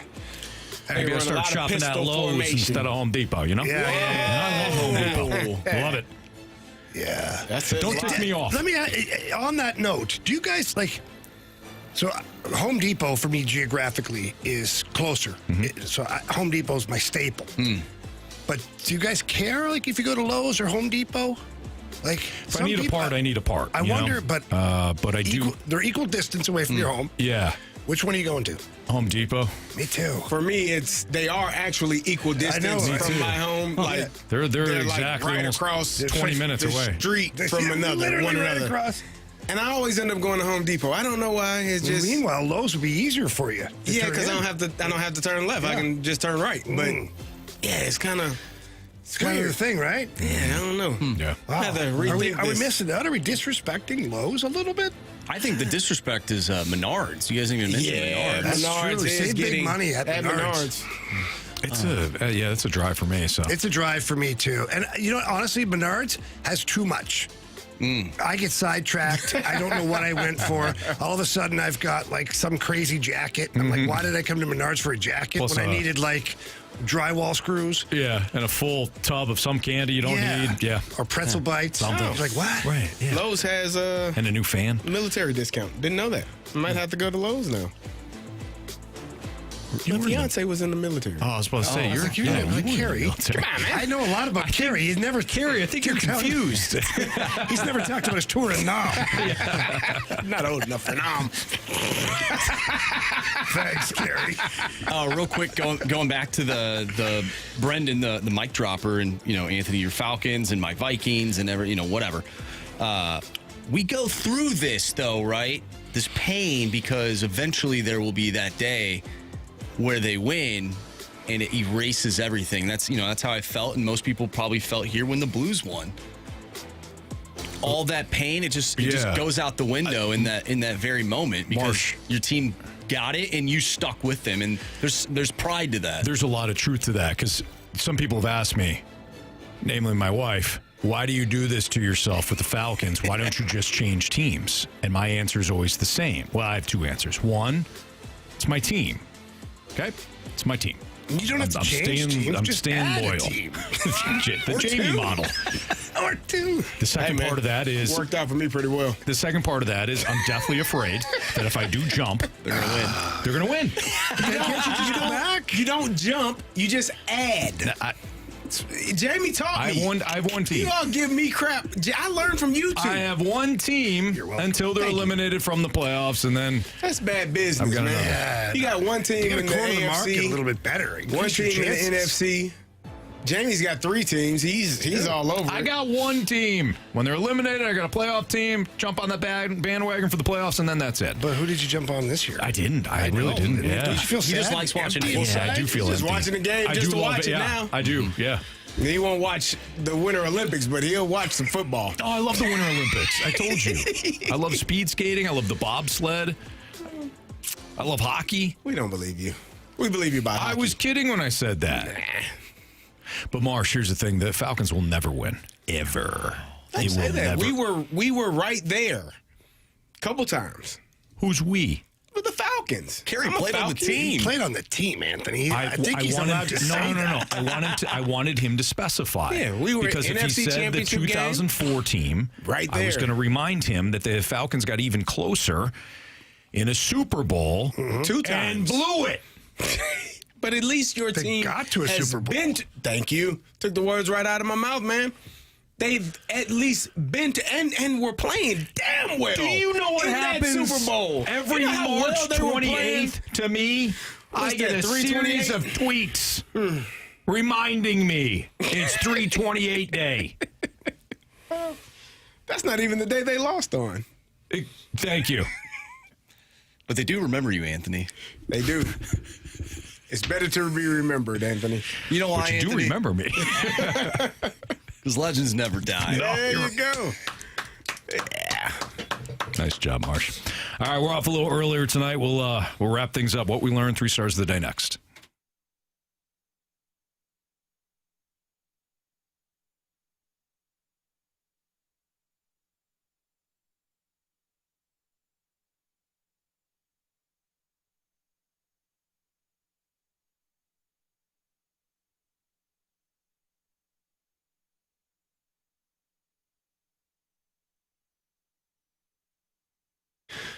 The big game is right around the corner, and it's time to elevate your game with Circa Sports. Circa Sports isn't just sports betting, it's sports betting the way it should be. We had Derek Stevens on earlier today, the owner of Circa Las Vegas, and he was talking about all kinds of great bets that are available on the Circa Sports app. They've got great lines on futures bets, tight money line splits, and they got the best odds of any app that is out there.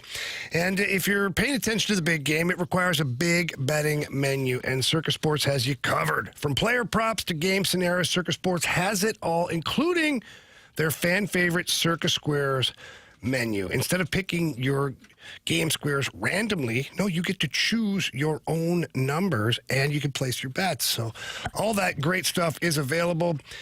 Get to the App Store or the Google Play Store. Download the Circa Sports app, which is the logo, the white logo. Now that's the one for the state of Missouri, so click on that one. You can also visit circasports.com to check out everything that's going on over at Circa Sports as well as the app. So great things going on, but you must jump on with Circa Sports. Must be 21 or older. Gambling problem? Call 1-800-GAMBLER.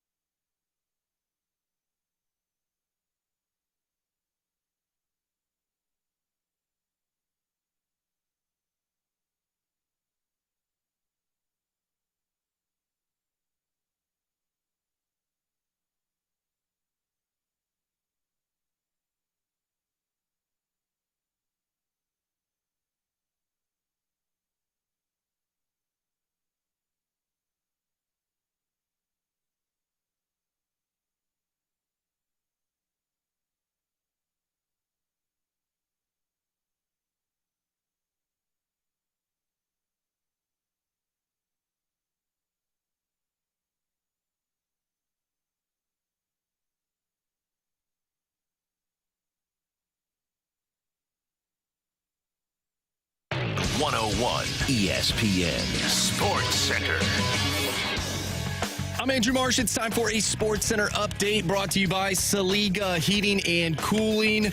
We are off early today because we have some college hoops for you right here on 101 ESPN. Auburn and Texas with the pregame starting at 5:30. Tip-off is at 6. If you missed anything from today's show, make sure you go to 101ESPN.com or check out the free Dobbs Tire and Auto Center's 101 ESPN mobile app. Just head to the podcast page and you'll find all of our shows there, and it's all brought to you by the Schaefer Door Company. I'm Andrew Marsh, and the Sports Center update is brought to you by Saliga Heating and Cooling, a Daikin heating and air conditioning dealer.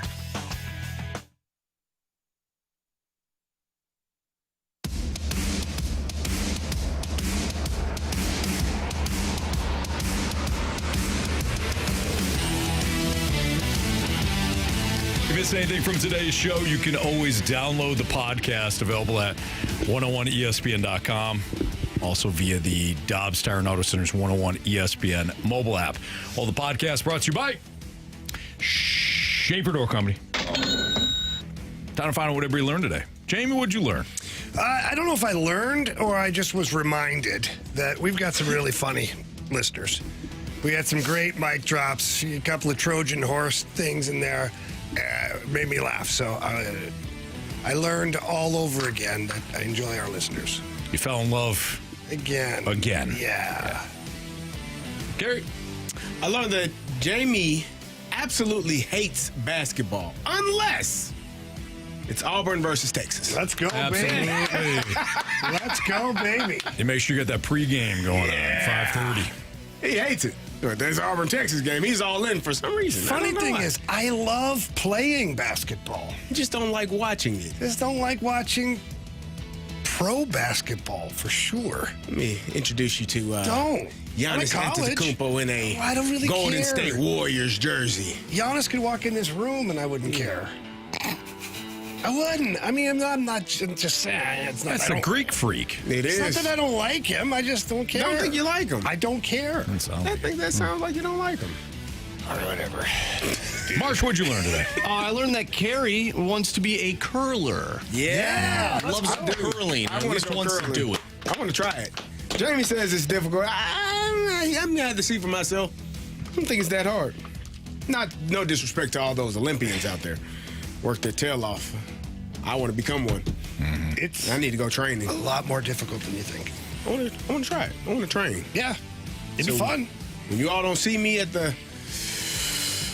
here in the next Winter Olympics, you know where I'm at. The U.S. curling team captained by Carey Davis out of St. Louis, Missouri. I can see it. It's okay, don't worry. Anthony's not watching. He's not. Wouldn't even turn it on. No, Yeah, he well. Wouldn't He even watch. He wouldn't even know. Nope. Like, why isn't Carey here? No, where'd He's Carey go? captain of the curling team. What's that? What's that? Where are they playing that game? Jeez. I learned that you can't even joke about not being interested in the Olympics. Because I was joking. I'll be locked in, Jamie. I can't wait. You watching Speed skating, You're sick. curling, all the other ones. Go ahead, Marshy, 3 stars. It's time for the Fast Lane's 3 stars of the day, presented by Circa Sports. No bet fees ever with the world's largest sports book, now at your fingertips in Illinois and Missouri. All right, real quick here. 3rd star of the day goes out to the glue guy in the locker room. Yeah, let's go, baby. 2nd star of the day goes out to the pizza man. Yeah. And our 1st star of the day goes out to Vegan, the vegetarian. Yeah.